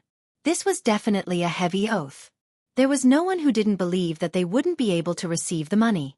Some people even began to consider how many enemies they could kill on the battlefield and how much money they could receive. Striking while the iron was hot, Yang Chendong saw that the time was ripe. He pointed to the west side of the square where there were several dozen desks and said, "Do you see that? That is the registration area. If you want to participate in the city defense battle, you can go there and receive your weapons and identity medallions. Then, you can register your information so that you can receive the fruits of your labor. When Yang Qindong's words fell, many people were moved, but no one took the initiative to step forward. It was clear that although the temptation of the silvers was great, their lives were more important. Everyone wanted to take a look. In this regard, Yang Qindong didn't care. He firmly believed that there would be people who would step forward. As long as there was a first, there would soon be a second and a third. Until the supply couldn't meet the demand. Not to mention that he was already prepared. When he saw that many people were only moved but didn't take action, Yang Qindong's gaze swept to the east. The captain of the Black Cavalry, Pang Yu, nodded lightly and quietly turned to leave. Less than half an hour after Pang Yu disappeared, there was suddenly a commotion in the crowd. "We're here to sign up." "I'm signing up too." "And me." In a short period of time, about 50 young citizens of Turpan City walked out from the crowd one after another. With someone taking the lead, more and more young people began to sign up. When Yang Qindong saw this scene, he couldn't help but let out a long sigh of relief. He thought to himself, "Great matter is done." The first 50 people who signed up were naturally found by Pang Yu. He had already received Yang Qindong's orders and spent money to find dozens of young people from Tulyafan City who had a good impression of the 5-star army and let them act out such a show. It was said that everything was difficult at the beginning. As long as the beginning was good, Yang Qindong insisted that these young people would definitely give him a surprise. The registration was still ongoing. Yang Qindong had already left with most of the Black Cavalry. The remaining matters here would be handed over to the two captains, Qiu Vi and Dao Xiao, who would take turns to guard the silvers in the square. In November in Tulyafan, snow fell from the sky. Yang Qindong rode on the white dragon and led the Black Cavalry towards the palace. The snow fell on him, attracting the excited cry of Beta Persei beside him. "Young master, it's snowing heavily. This will be more advantageous for us to defend the city." "That's right." Yang Qindong nodded, his face brimming with a satisfied smile. Seeing that Yang Qindong was in a good mood, Beta Persei quickly asked with a learning attitude, "Young master, those 2 letters are probably fake, right?" "Oh, of course they're fake." Although that Yes Hen is brutal, he wouldn't go as far as to massacre the entire city. Not to mention, there's still the Tulyafan army in the alliance. Even if he wanted to do so, he would need their consent. Yang Qindong said as if it was a natural thing. His tone as if whoever believed it was a fool. Being looked down upon by the young master, Beta Persei's face flashed with embarrassment. But on the other hand, what kind of person was the young master? How could he guess his whimsical thoughts? At that moment, he thought that everything was logical. But because he knew that the letters were fake, he said worriedly, "Young master, a fake is a fake. If someone were to expose it, then..."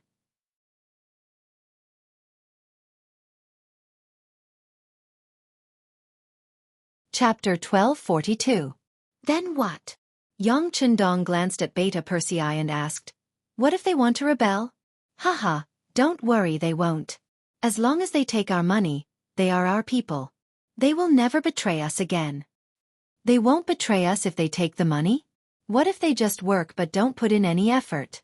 Wouldn't it be better if they took the money and didn't have to take any risks?" Beta Persei looked at this problem from the most ordinary point of view. In his opinion, if he was one of them, it was very likely that he would make such a choice and decision. Work but don't put in any effort? Yang Qindong laughed as if he had heard a great joke. "Beta Persei, you still don't understand people's hearts. Come, young master, let me tell you, people are kind, but they are also jealous. Many people are kind to you because you are not much stronger than them. If one day you are too much stronger than them, kindness will turn into jealousy. At that time, they will scheme against you." Beta Persei was confused when he heard these words. He didn't understand what this matter had to do with the jealousy of people. Seeing that Beta Persei still didn't understand what he meant, Yang Qindong had to explain further. "Do you think most of them really believe those 2 letters? That's just an excuse to give them more reasons to take the money. Many of them even think that while they are taking the money we give them, they are thinking of ways to help the coalition army break through Turpan. This way, they can get benefits without becoming a sinner in Turpan's history." Beta Persei's expression changed when he heard this analysis. He was about to ask what to do. But then he saw Yang Qindong's confident expression and thought that even if the young master knew about it, he would still do it. It could only mean that he had already thought of a countermeasure. Sure enough, Yang Qindong's next words made Beta Persei's heart, which was already hanging high, fall back into his stomach in an instant. But do they really think that the money is so easy to take? We can give them the money, or we can take it back. There is only one condition, and that is that we are still in charge of this place. If the enemy really comes in, do you think Harden Barter will not take back the money? This is what he and his father have painstakingly accumulated for many years. Young Heir didn't say anything immediately. Instead, he seriously considered the pros and cons of the situation. Then he patted his horse and said, "That's right. Once the Turpan army enters the city, they will definitely take back the silver. However, the people who have already taken the silver will definitely not agree. Thus, a conflict will arise."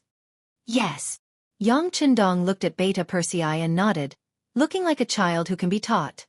But this is not enough. We have to make them take this seriously, so we have to do another thing in a few days. When the time comes, you will. Beta Persei listened carefully. After a while he laughed. "Young master, I understand what to do. Just watch, ha ha ha. Ha ha ha." Yang Qindong's laughter also spread out in the snow, drifting far, far away. Outside Turpan, a new day had already arrived.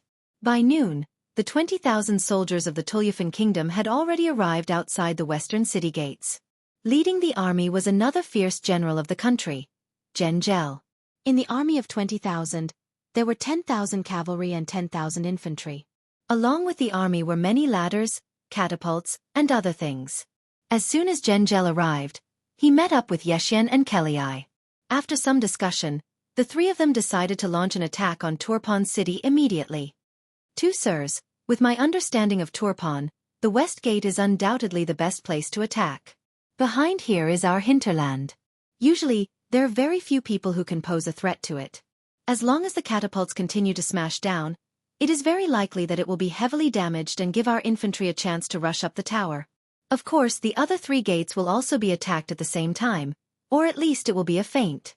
There are not many five-star army in the city, so we have to split up their forces and create a better opportunity to attack the city." Jianghu concluded. Yeshen and Kelly looked at each other and nodded at the same time. "Okay, the west gate will be handed over to General Jianghu. We will take care of the other cities. Don't worry, as long as there is a chance, we will attack for real." "That's great. It's already late. After we rest and prepare, we will attack the city tomorrow." In order to be in a better state and strive to take down Turpan in one go, Jianghu decided to go back and discuss the arrangements of the troops. He wanted to enter the city in one go. It was always the darkest before dawn. Regarding the arrival of the 20,000 Turpan reinforcements at noon, it could be seen clearly from the top of the tower. They did not attack, but instead began to prepare in an orderly manner. Things like catapults and ladders had already filled a large area. With the war coming, Yang Qindong called for a military meeting with the generals of the Mongol tribes under the command of Sun Song. They arranged for the defense of the 4 cities. "Everyone, tomorrow morning is likely to be the day when the enemy will attack the city. I want you to be 100% alert. No matter what, we can only win tomorrow's battle. We have to suppress all the enemies under the city so that they can't go up the tower. For this, even if we have to sacrifice a lot, it will be worth it. This is very important for the morale of the army. This is also very important for whether we can defend Turpan in the future. Don't worry, Heavenly Khan, we will do our best." The generals of the tribe stood up one by one and swore. They walked out of the barracks and rode back to the palace on the white dragon. Yang Qindong had been deep in thought, which made Beta Persei, who really wanted to speak, feel uncomfortable. "If you have something to say, just say it." Yang Qindong, who woke up from his thoughts, noticed Beta Persei's anxious look and asked aloud. "Yes, young master. According to the numbers just now, only 500 people in the city signed up to participate in the city defense battle. Among them, there are 50 people we arranged in advance. In other words, there are more than 200,000 people in the city, of which there are more than 40,000 young men, but only about 1% of them signed up. Beta Persei had an anxious look on his face. In his opinion, this number was still too low. It was completely below his psychological bottom line. 1%? That's quite a lot. Unexpectedly, Yang Chendong was not surprised when he heard this number. On the contrary, he smiled with satisfaction. Young master, isn't this too little? Beta Persei said, unable to figure it out. It's already quite a lot. 1% of the people participated in the first battle. As long as we use it well, this number will continue to expand in the future until it reaches a level that you don't dare to think about. Well, how about this? Send an order to General Sun Song to protect these 500 people as much as possible in tomorrow's battle. Don't let them have a large number of casualties. Yes. Although he did not understand, Beta Persei still agreed. But in his heart, he did not think so. Only 500 people were going to fight, and they still needed to be protected. If that was the case, what was the use of these young people? The night passed quietly. It seemed that the heavens were taking care of the Allied forces. In the middle of the night, the snow stopped, and the wind stopped as well. When the sun rose the next morning, it shone on people's bodies and warmed them. Haha, good sign. Even the heavens are helping us. Today, we must take Turpan City and wipe away the humiliation from before. Pass down the order, beat the drums, and prepare to launch the siege. After General Zhen Zhel finished his breakfast, he looked up at the clear sky and was in a good mood. His heroic spirit was born. The thrilling sound of the war drums spread in all directions. The siege was about to begin. On the west gate tower of Turpan City, Sun Song was personally guarding it. This would be the first day of the siege, and also the most brutal day. This was the time to compete the fighting spirit and morale of both sides. There was no room for sloppiness and carelessness. Standing on the west gate tower, he ordered the soldiers to place the boulders, pillows, and burnt tung oil in the designated places. After doing this, he inadvertently glanced at the 300 Turpan youths who were assigned to him and could not help but shake his head. According to the Heavenly Khan, not only could these people not be placed in the most dangerous front lines, but they also had to find a way to ensure their safety. He and Beta Persei had the same question. What was the use of letting these people come up?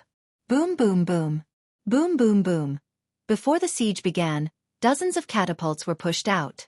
Huge rocks fell from the sky and continuously hit the west gate wall. Every time they hit, there would be a deafening sound, and at the same time, the horn of attack would be blown.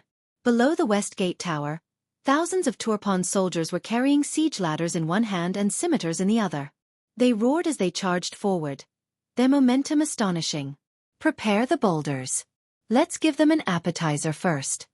Na Ri Song stood between the battlements and watched as the soldiers cleaned up the debris from the boulders and the archers seized every opportunity to shoot down.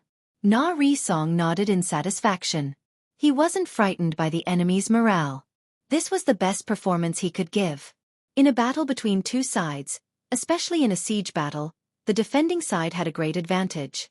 As long as they were well prepared and had high morale, they could often fight one against three or even more. This was also why Yang Chendong dared to stay in the city and did not lead the army to break out. A large number of Turpan infantrymen under the city walls set up ladders and charged. In the first wave of boulders rolling down, many people were injured and fell. Some people were directly hit by the boulders, and many died. The first wave of boulders stopped the charge of the Turpan army, but with the second wave of 1,000 infantrymen, the situation became grim again.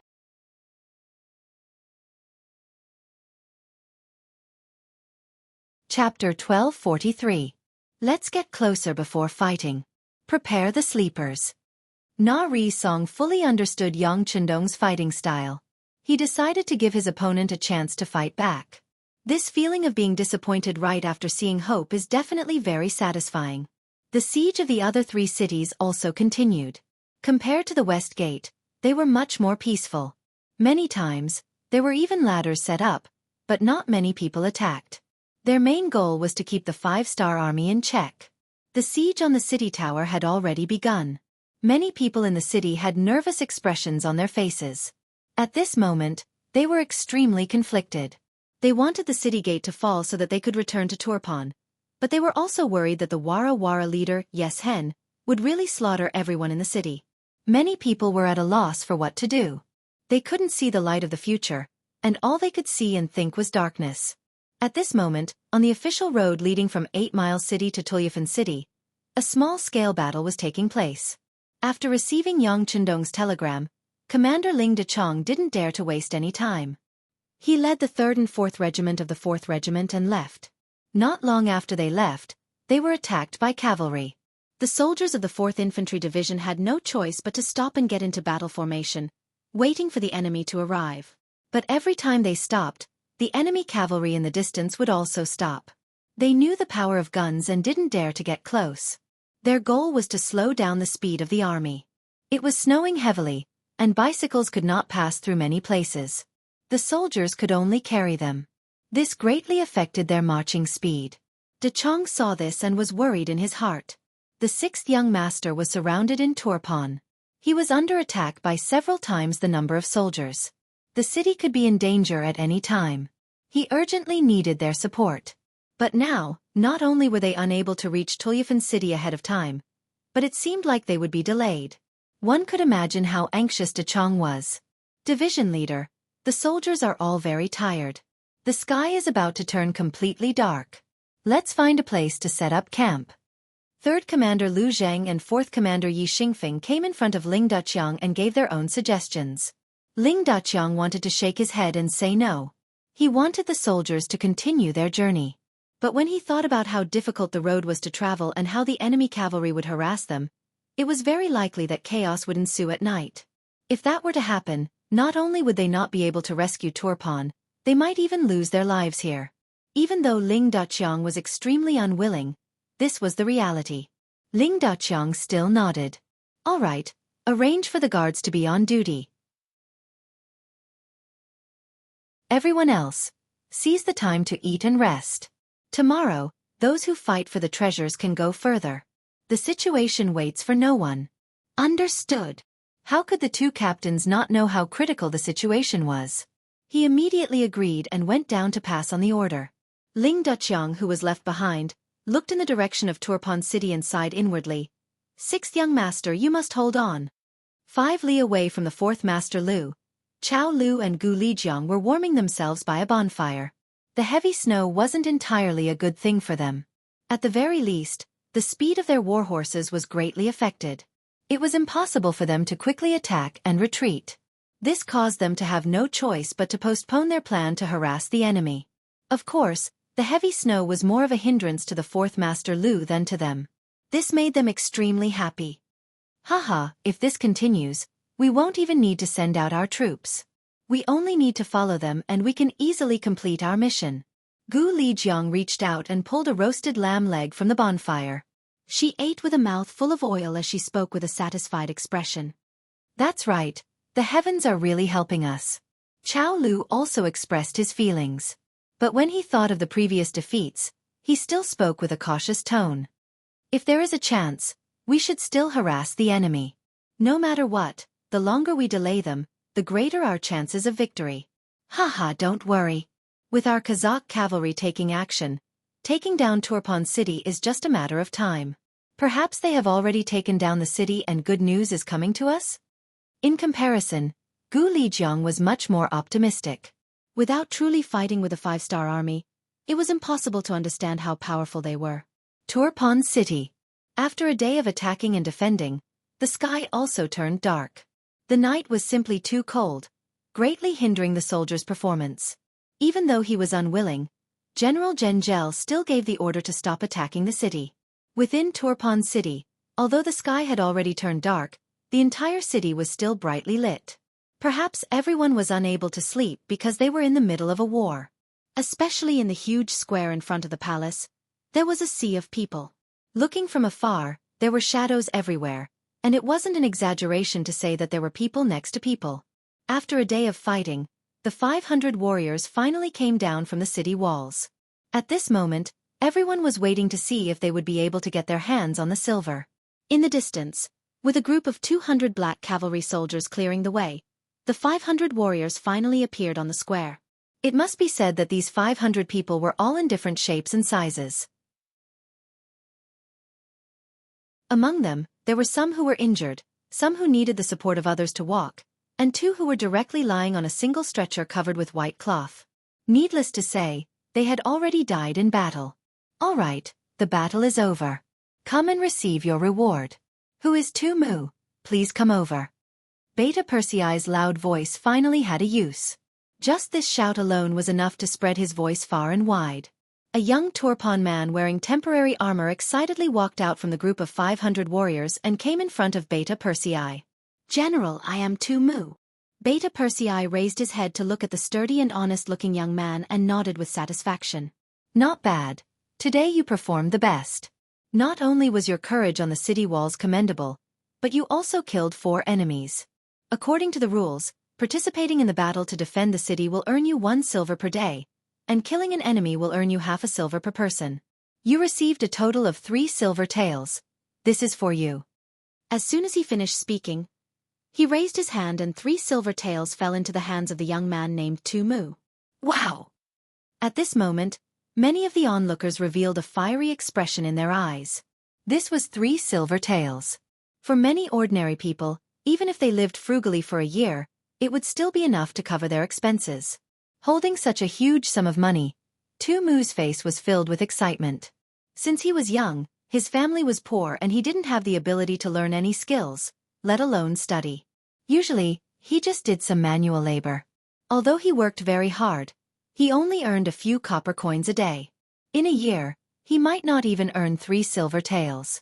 Now that he received this in just 1 day, of course he was excited. Thinking that with this money, he could let his parents, brother, and sister live a better life and buy a few new sets of clothes, he was even more excited. He could even imagine what kind of earth-shaking changes would happen to his family with this money. With a face full of smiles, he only came back to his senses when Beta Persei's voice echoed in his ears again. This money is yours. You can take it. Next. Ah, wait. Mu suddenly opened his mouth to speak. Beta Persei, who was about to call the next person, was immediately stunned. What? Is there something else? Yes. General. I want to ask. Can I continue to guard the city tower tomorrow? Looking at Mu's hopeful gaze, Beta Persei immediately smiled and said, Of course you can. Over there is the registration area. Just sign up again. It will be the same in the future. If you want to participate in the battle the next day, you only need to sign up again. Thank you, thank you. Mu hurriedly bowed and thanked him. Then, he took the 3 silver taels and rushed towards the registration area. This scene was seen by many people. Under the envious and jealous gazes, some people also wondered if they should also sign up. Although there were some risks, they could earn a lot. After Mu, the 500 warriors received their rewards one after another. Although they were protected in the first battle and most of them didn't kill the enemy at all, the 1 silver tael a day still made them very excited. Especially the 2 who died in the battle. One of them was very unlucky and was directly injured by a huge rock from the catapult. It could be said that he died in battle without even seeing the enemy's appearance clearly. But after his death, Beta Persei still gave his designated successor 10 silver taels as a settlement fee. Even after death, there was still money. Such a realistic side was placed in front of everyone. Many people were moved. Seeing that almost 90% of the 500 participants went to the registration area to sign up again, and seeing that these people would take away a large amount of silver taels at this time tomorrow, some people finally couldn't help it. They seemed to be afraid that the small mountain of silver would be taken away by others, so they immediately joined the registration team. 20 tables were prepared yesterday, but there were very few participants. Today, the 20 tables were filled with people in an instant. It looked like there was not enough space at all. It would be good if they could finish recording before dawn. Beta Persei immediately made a decision. He ordered people to bring over 100 tables and arranged for some soldiers to be in charge of this matter. Only then did he relieve the pressure. With this good news, Beta Persei returned to the palace and reported the news to Yang Chendong. Young master. Good news. Good news. The number of people who signed up for the battle today is about 10 times more than yesterday. It looks like there are about 5,000 people. Is that so? When he heard this news, Yang Chendong was not surprised at all. This was originally within his expectations. Human nature was like this. When there was good news, it would often rush forward. This was also human nature. Although he had been prepared for this for a long time, the smooth development of the matter still made Yang Chendong very happy. At this moment, he didn't seem to take the defensive battle of Turpan seriously. Instead, he put all his energy into the next battle at the Ala mountain pass.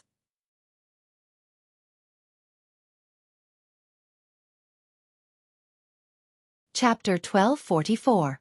With the large amount of money and weapons stored in the city, the only thing they lacked was a lack of manpower. Since the lack of soldiers was alleviated, there was nothing for him to worry about.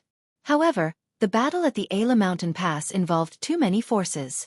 If the situation wasn't handled properly, the 5-star army would be defeated. Then they would have no choice but to withdraw from this place. If they wanted to enter the Ala mountain pass again, they would need a lot of time to prepare. Looking at the Ala mountain pass marked with a red flag on the sand table, Yang Chendong frowned. Even the 1st Cavalry Division would not be able to break through the encirclement of 80,000 soldiers with less than 20,000 soldiers. Not to mention supporting the other allies. Naturally, Yang Chendong was not worried about the 1st Cavalry Division. He had already prepared and given orders. However, it was not realistic to expect them to support the other allies. But what if another force suddenly appeared? What would it be like if they worked together with the other allies? Yang Chendong thought as he looked at Wuxia city to the north of the Ala mountain pass. If he remembered correctly, Bai Shuang's 4th Cavalry Division was there. Perhaps. Wuxia city. In the past half a month, Bai Shuang's injuries had already healed. Not only that, but he had also gained a lot of weight. This was naturally closely related to the care of his new wife, Ruofeng. If there was a woman who cared about him all the time and made him nutritious meals for every meal, it would be hard for a man not to get fat. With power in his hands, in charge of the famous 4th Cavalry Division, and with a beautiful wife by his side, Bai Shuang was living a godlike life. However, his peaceful life did not extinguish his will to fight. He clearly remembered his identity, and he was even more aware that the world was not yet settled, and there were even more important missions waiting for him. Husband, it's time to eat. Ruofeng appeared in the study with delicious food in front of Bai Shuang. After the food was placed on the table, Bai Shuang reached out and held Ruofeng's delicate wrist. With a gentle gaze he said, "It's been hard on you." "It's not hard at all. I like this kind of life." Ruofeng's face carried a faint smile and satisfaction. "I also like the feeling of being with you." Bai Shuang sighed. However, his expression suddenly changed as he said, "But, just now, a messenger sent word that the reserve force that would replace his 4th line in Wuxia had arrived." This also indicated that his comfortable life was about to come to an end. When he thought about the main force of the division that was surrounded, White Shuang felt a heavy responsibility on his shoulders. However, before Bai Shuang could say anything, Ruofeng had already opened her mouth and said, "A good man should be ambitious. My man should not only accompany his wife. The battlefield is where he can show his talent. I know that the person who will replace my husband has come. You should do what you should do. I will also leave here and return to the first city to wait for your return." After all, she had worked for the CIA before, so she had her own sources of information. Naturally, she was very clear about what happened in Wuxia. Because of this, she also knew that it was time for the husband and wife to separate. Originally, Ruofeng was the leader of the CIA in charge of intelligence work in this area. However, because she married Bai Shuang, this responsibility naturally had to be relieved. This was also the rule that Yang Chendong had set before. If the husband and wife both worked in important departments, not only would they not be able to take care of their family, but they might also form their own forces. This was not something that Yang Chendong wanted to see. In order to prevent this from happening, the moment Ruofeng married Bai Shuang, she was destined to become a woman behind a man. She was destined to be a woman who could not be seen in public anymore. "Thank you. Don't worry, I will definitely kill more enemies on the battlefield." Bai Shuang was touched by his wife's understanding. For this trust and waiting, he had to perform well. Just one night later, Bai Shuang led the 4th line of 4,000 cavalrymen and left Wuxia without anyone knowing. Because they left in the middle of the night, no one was alerted. Even the spies in the city arranged by the 5 nations did not notice this. When they woke up the next morning, the reserve force that replaced Bai Shuang in charge of Wuxia security was still under the banner of the 4th line. After leaving Hobok Seri, Bai Shuang led the 4,000 cavalrymen across the snowy land. Their target was the 30,000 cavalrymen led by Turpan Tushi. They did not approach the 1st Cavalry Division. Instead, they chose to attack the 30,000 cavalrymen of Turpan first. This was the order that Yang Chendong gave to Bai Shuang. It was true that the 1st Cavalry Division had unparalleled battle prowess, but they were surrounded by 80,000 soldiers. Furthermore, they were under the command of the old general Tang Mushi. Even if Bai Shuang brought 4,000 cavalry with him, he would not be able to do much. The intelligence department had already reported Tang Mushi's information. He was an old man who was over 70 years old. In that era, he was definitely an old man. For Ili to send him out, it was enough to show the importance of this battle. According to the information, Tang Mushi had been idle at home due to his age and was preparing to retire. However, this time, due to the importance of this matter, not only did Prime Minister Arab personally go to invite him, even the King of Baalide personally went to invite him. It was because of Tang Mushi's appearance that Yang Chendong placed so much importance on him. It was also because he knew that Tang Mushi liked to be conservative in battle. He liked to talk about losing before he won. Yang Chendong was not worried about letting 80,000 people surround the 1st Cavalry Division. With Tang Mushi's many years of experience, he would not take risks.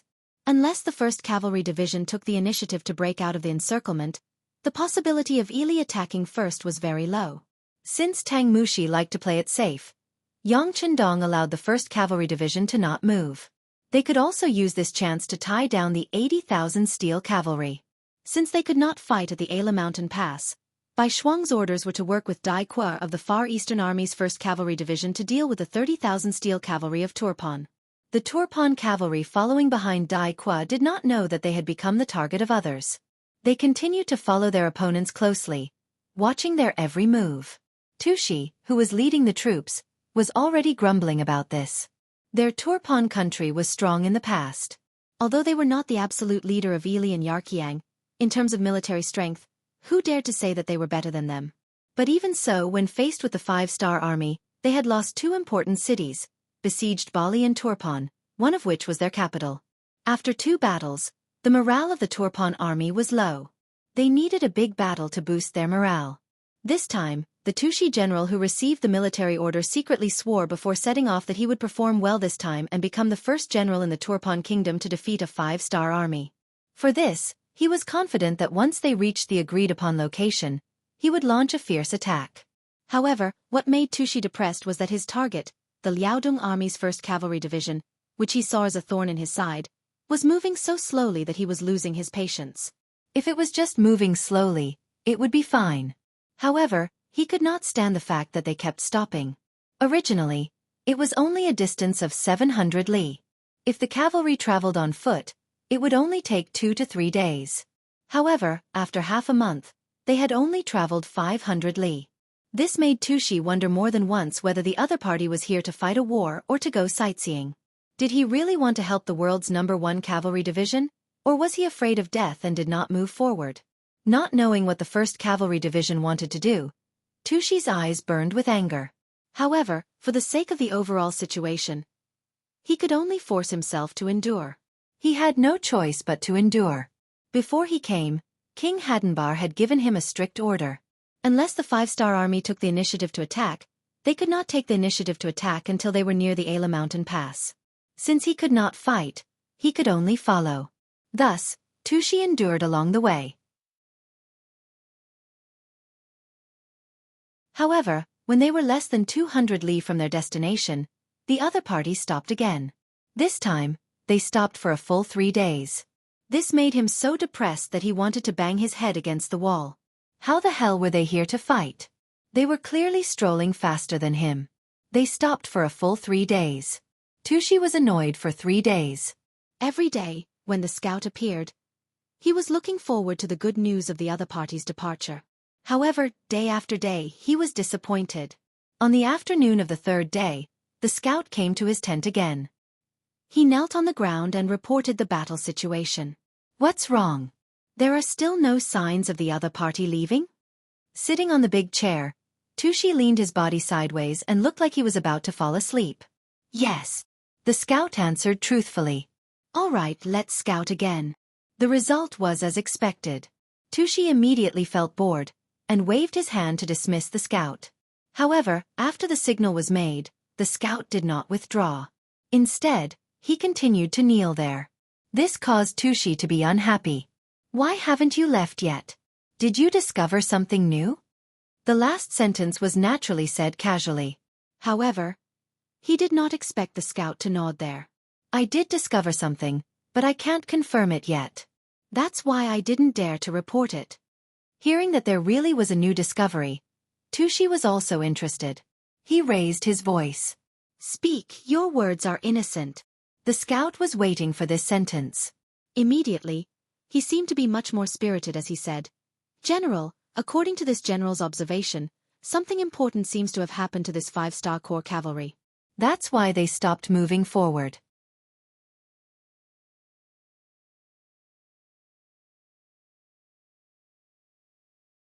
Chapter 1245. Important matter? What is it?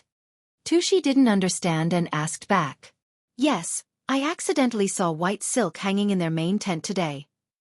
The scout paused for a moment. Although he didn't have absolute confidence, he believed in the brilliance he saw at that moment. Therefore, he gritted his teeth and reported it. What? Suddenly, Tushi sat up straight, his eyes wide open. You. Say that again. Tushi's reaction gave the scout a fright, but he still suppressed the trembling in his heart and said, I inadvertently saw that the inside of the other side's main tent was hung with white silk. White silk, white silk. This time he heard it clearly. Tushi fell into deep thought. From what he knew, there were only 2 places where white silk was hung. One was the place where cloth was produced, and the other was the place where people died. The first answer wouldn't appear on the battlefield. Could it be the second answer? It even appeared in the main tent. Didn't this mean that the general of the 5-star army met with an accident, and it was very likely that someone died? If it was said that a general who died on the battlefield didn't know anything, it was just like how Zhu Di, the founder of the Great Ming Dynasty, died on the grasslands. After all, the conditions for marching and fighting were not very good. If one accidentally contracted a disease, it was very likely that there would be problems due to not being treated in time. Otherwise, the Han people wouldn't have said that they died before they were born. If the general of the 5-star army had died in an accident, then it would be understandable why they had to stop all the time and even stay in a place that wasn't a battlefield for 3 days. Perhaps the reason why they stopped was because the general was sick, so they had no choice but to slow down. As for why they stopped completely, wasn't it because the general was dead and there was no one to take charge of the situation? Thinking back to the information he received, the army he was following came from Liaodong, which was thousands of miles away from here. The living environment there was very different, so the probability of getting sick was naturally much higher. Only this could explain the abnormal behavior of the 5-star army these days. Ha ha ha ha ha. As if he had finally figured it out, Tushi laughed heartily. He never thought that such a good thing would fall on him. Originally, he had the advantage in terms of military strength. Now that the enemy's commander was dead, wouldn't it be a mess? If he suddenly attacked at this time, the enemy would definitely not be able to withstand a single blow and victory would be right in front of him. At this time, Tushi was completely excited by this information that had yet to be confirmed. He was now thinking of only one thing, which was to win the battle and make a great contribution. After an unknown amount of time, Tushi finally stopped laughing. Then he looked at the scout and said, Good, good. This time, you have made a great contribution. Immediately inform the other soldiers to come here for a meeting. Seeing that Tushi seemed to have made a decision, the scout asked with a guilty conscience, General, are you going to attack? Of course. Is there any other problem? Tushi asked unhappily. No, this general was just thinking whether or not we should inform the king of such a big matter. The scout didn't dare to be completely sure of his information. If everything was fake, then wouldn't he have to bear the crime of making a false report? Inform the king? How long will this round trip take? If that's really the case, I'm afraid that the opportunity will be long gone. The 5-star army will also choose a new general to lead them. Tushi shook his head.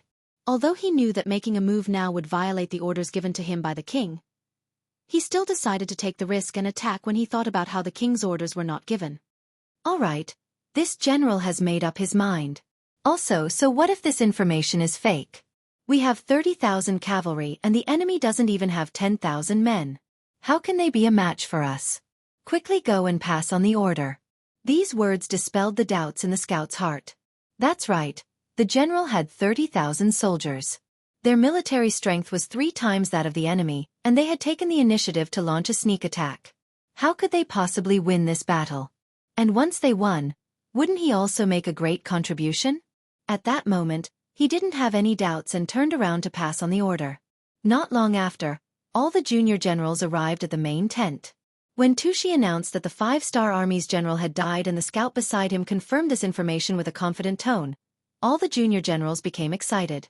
If there was a chance to win the battle and great contributions were within reach, who would refuse? An hour later, a new and temporary plan to sneak into the camp was born.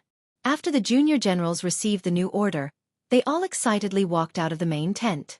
However, they didn't know that their every move was clearly seen by the scouts of the 5-star army.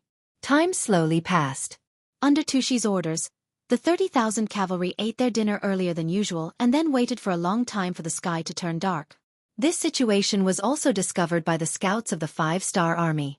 They reported the situation back one by one. A great battle was about to break out. That night, the east wind was 4 to 5. The biting cold wind was like a knife when it blew on people's faces. When the time came, Tushi, dressed in a suit of general armor, walked out of the tent. When he felt the chill of the cold wind, he couldn't help but laugh heartily. Good, good, the heavens are helping me. This kind of wind is just right to cover our army's movements at night. I order all the generals to be merciless when they approach the enemy camp. Whoever fights the best, this general will ask for a reward in front of His Majesty. Tushi's order quickly spread throughout the army. The generals in charge of the sneak attack all revealed happy expressions. They all seemed to have seen a great merit in front of them. Set out.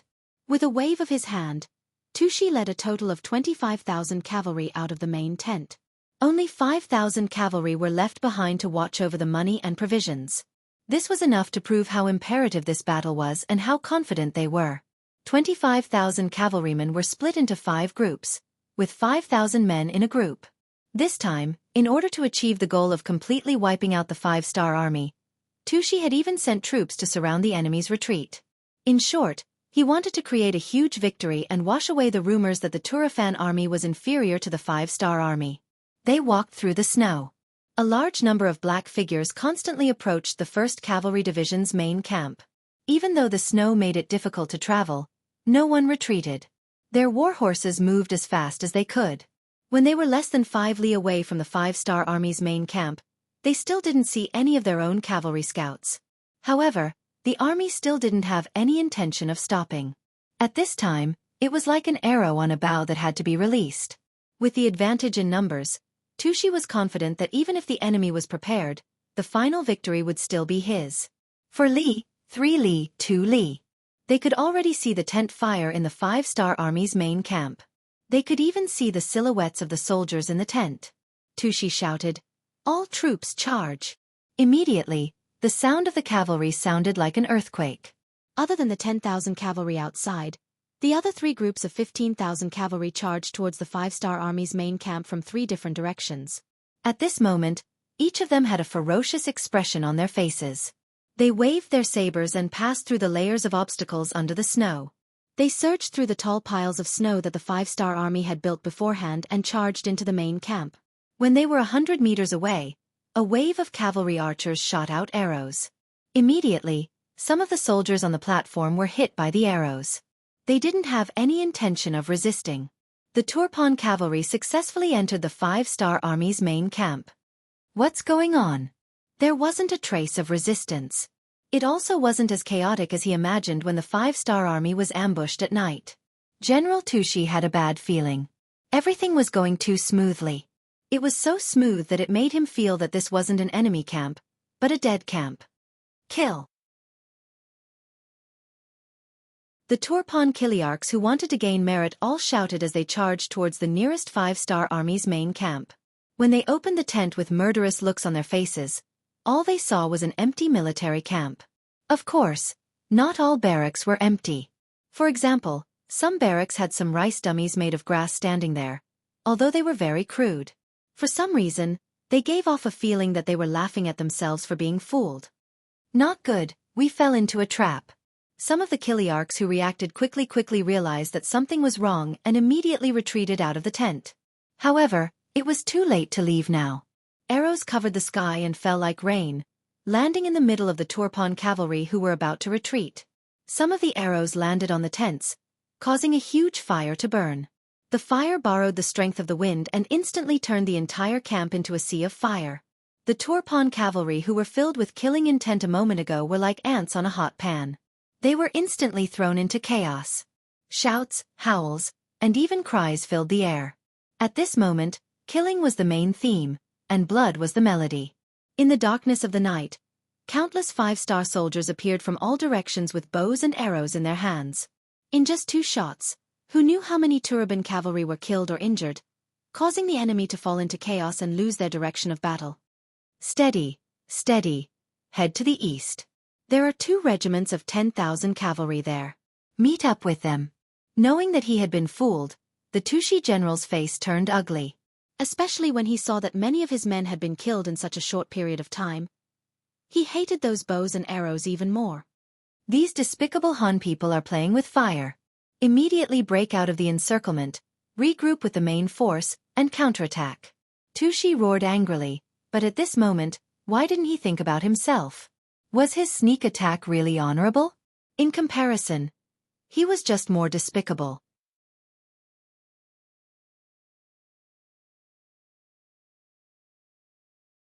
Chapter 1246. The originally chaotic situation gradually stabilized due to Tushi's shouts. The army began to move towards the east. They wanted to join up with the 10,000 cavalrymen outside before launching a counterattack. However, they didn't know that the situation in the east wasn't any better than them. The 5,000 Turban cavalrymen who were in charge of the detour were being chased by the 5-star army. The ones chasing after them were the 1st Cavalry Division's 4th Regiment, by Shuang's troops.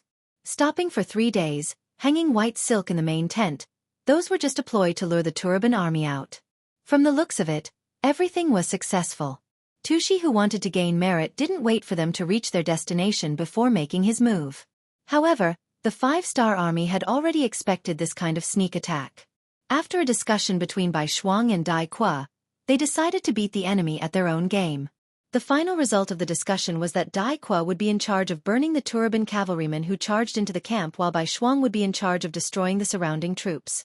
Right now, Bai Shuang was carrying out his plan. In front of him was a large pit filled with Turkmen cavalry. Before the rest of the enemy cavalry could figure out what was going on, they were surrounded by 4 groups of godlike cavalry. First, they were killed by a volley of arrows, followed by a close-range charge. The general didn't know the soldiers, and the soldiers didn't know the general. With just a wave of attacks, the 5,000 Turban cavalrymen were completely disoriented.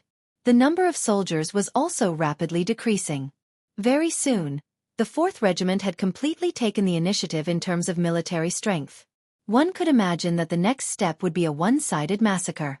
As for Tushi, at this moment, he was trying his best to charge outwards under the long-range attacks of the archers. Until now, they had not even seen the shadow of a single 5-star army cavalry. All they had encountered were arrows that came from all directions, filling the sky with deadly arrows. When they charged in, they had to cross over piles of snow that were close to a person's height. When they left, it was the same. It was precisely because of the appearance of these snow piles that countless cavalrymen fell here. Seeing the number of soldiers around him decreasing, Tushi was burning with anxiety. At this moment, he only wanted to join the cavalry army in the east because he firmly believed that he still had the advantage in terms of numbers. Finally, after paying an unknown price and losing an unknown number of warriors, the snow piles were pushed to the ground one by one. Tushi, under the protection of a group of personal guards, followed the main force and killed their way out. In the distance, he finally saw the 5,000 cavalry stopped at a distance of 5 miles. "General, what's going on?" the Turpan Chiliarch asked with a look of surprise on his face. Originally, they thought that the people who escaped from here would be the defeated soldiers of the 5-star army. They never thought that it would be their own people. If it wasn't for his good eyesight, they would have killed each other just now. Don't mention it. Tushi gasped for breath, and with a look of relief on his face he said, "We've been tricked. This is an empty camp. The 5-star army knew that we would come. What should we do?" He didn't expect this to be the enemy's plan. For a moment, the Kiliarch's face was filled with shock. He didn't know what to do and even panicked. "What are you afraid of?" Seeing the panicked look on the Kiliarch's face, Tushi was furious. "Don't forget that even if we were ambushed, we still have the advantage in numbers. How about this? Let's immediately join up with the other team and kill our way back. I'd like to see how the 5-star corps, whose numbers are inferior to ours, will be wiped out by us in a real battle." Tushi was indeed very angry. He brought 30,000 cavalrymen but couldn't defeat the 5-star army which had less than 10,000 cavalrymen. This made him feel great shame. While his heart was burning with anger, more than 100 cavalrymen escaped from the distance. Because it was dark, both sides couldn't see very clearly. However, a loud shout came from the Tuopan army. "Who are you people?" The cavalrymen on the opposite side, who seemed like they could escape at any time, crazily rushed over while shouting, "We are on the same side, on the same side." They were indeed on the same side. They were the deserters from the 5,000 cavalrymen, who were defeated by the sudden appearance of the White Shuang 4th Regiment. The arrival of these people told Tushi that his army had once again suffered a heavy blow. At this time, of the 25,000 cavalrymen he had brought with him, there were only about 10,000 left. Perhaps there should be some fleeing cavalrymen nearby, but in any case, in terms of numbers, he no longer had any advantage. "General, are we still going to kill our way back?" After losing another 5,000 cavalrymen, a Chiliarch in the army asked Tushi with a trace of uncertainty. At this time, Tushi's face was very ugly and the muscles on his face were trembling from time to time. He knew that he had suffered such a big loss, so of course he wanted to immediately kill his way back. However, considering the current turmoil in the army and the fact that he didn't know how many 5-star army cavalrymen he would have to face, there were too many uncertainties if he went back now. For a gentleman to take revenge, 10 years is not too late. Reason prevailed over anger and in the end, Tushi suppressed the killing intent in his heart and said, "Retreat, let's return to the main camp first and then discuss further. These 5-star army can't escape." Tushi didn't forget that he still had 5,000 cavalrymen left in the main camp. If he met up with them and gathered some of the defeated soldiers, his strength still couldn't be underestimated. But he never thought that at this time, his main camp was already a sea of fire. Just a quarter of an hour after Tushi left with his 25,000 cavalrymen, a 5-star army appeared like divine soldiers. They were completely unprepared and didn't even think that someone would attack them. In just an hour, other than 500 cavalrymen who escaped, the rest were either killed or captured. At the same time, the money and provisions they left in the army were all given to the Dingshan reconnaissance group who was in charge of Tushi. The ones who suddenly appeared here were the Dingshan reconnaissance group that followed closely behind. Originally, his and Ma Xiangshan's light cavalry were being chased by the 30,000 cavalrymen of the Yirqiang kingdom. In front of them were 30,000 Turpan cavalrymen, and behind them were 30,000 Yirqiang cavalrymen. This group of only 10,000 people seemed to be in danger of being attacked from both sides at any time. In the eyes of ordinary people, these two groups of 10,000 cavalrymen should be walking on thin ice with every step they took. But unexpectedly, they actually chose to take the initiative to attack. With the help of the telegram, this technology that was definitely ahead of the times, Yang Chendong, who was far away in Turpan, organized this large meeting and achieved the goal of heavily injuring the 30,000 Turpan cavalrymen. And this was just the beginning because Yang Chendong's next target was the Yirqiang kingdom's 30,000 cavalrymen. This would be their second target. Before the news of the rapid defeat of Tushi's troops spread, Yang Chendong sent another order in the telegram. In the night, Bai Shuang's 4th Regiment, Daiqua's 1st Cavalry Division and Dingshan's reconnaissance group began to merge together. Then, an encirclement began to form, waiting for the enemy to fall into the trap. Dingshan's reconnaissance group left first, leaving all of the heavy responsibility to the light cavalry commander Ma Xiangshan. In this regard, not only did he not feel fear, on the contrary, he was full of fighting spirit. Since it was called a light cavalry division, it could naturally develop the cavalry's speed to the extreme. Just based on this point, Ma Xiangshan did not put the 3 Yirqiang armies behind him in his eyes. It was to the extent that if he wanted to, he could disappear from the enemy's line of sight at any time. But for the sake of the big picture, Ma Xiangshan did not do this. Not only that, he also deliberately slowed down his pace, and also deliberately spread the news of Ding Shan's reconnaissance group leaving. Just like Tushi, Yirqiang's Aleifu also received the order to closely follow the 5-star army in front of him, waiting for them to arrive at the Ayla mountain pass to launch a large-scale battle. It was precisely because of this order that although the 5-star army in front of him was not fast, Aleifu was not in a hurry. Wasn't the enemy advancing towards the target set by his side? Since this was the case, it was enough. In Aleifu's eyes, the 10,000 5-star army cavalry in front of him were already turtles in a jar. He only needed to wait for a while, and when they arrived at the designated location, it would be time to destroy them. Just as Aleifu brought the 30,000 cavalry and maintained a certain distance behind the 10,000 5-star army cavalry, a piece of news suddenly reached his ears. The target he was closely following had changed from 10,000 to 5,000, and there were still 5,000 who were missing. Where did they go? Did they escape, or do they have other missions? Aleifu did not know anything about all of this. This was not because he was careless, but because the 10,000 5-star army cavalry he was watching were all quite strong. Regardless of whether it was the scouting group or the cavalry, they all had powerful anti-reconnaissance abilities. Once a scout left the main force and approached them, it would often be like a stone sinking into the sea without any news. In addition, apart from the Ayla mountain pass, there were no other important cities nearby. Over time, in order to reduce unnecessary losses, Aleifu did not send people to watch the enemy. It was because of this that Aleifu was half a beat late in receiving the news of the scouting group's disappearance. After learning that the enemy had actually lost half of their men, Aleifu had a bad feeling in his heart. On the battlefield, any change could have an extremely important impact, not to mention the disappearance of 5,000 cavalry. No, I can't let the situation become even more complicated. Aleifu was afraid that the change in front of him would affect the overall situation, so he decided to abandon his previous plan and take action in advance. As long as the 5,000-strong cavalry of the 5th Star Army was wiped out, it would be equivalent to dealing a heavy blow to the 5th Star Army. This way there would be a change in the military strength of both sides. In this way, even the 5,000-strong cavalry hidden in the shadows would be of little use. You're tuning in to the Wisdom Diary YouTube channel. Don't forget to subscribe and join us on this journey to catch the most captivating stories.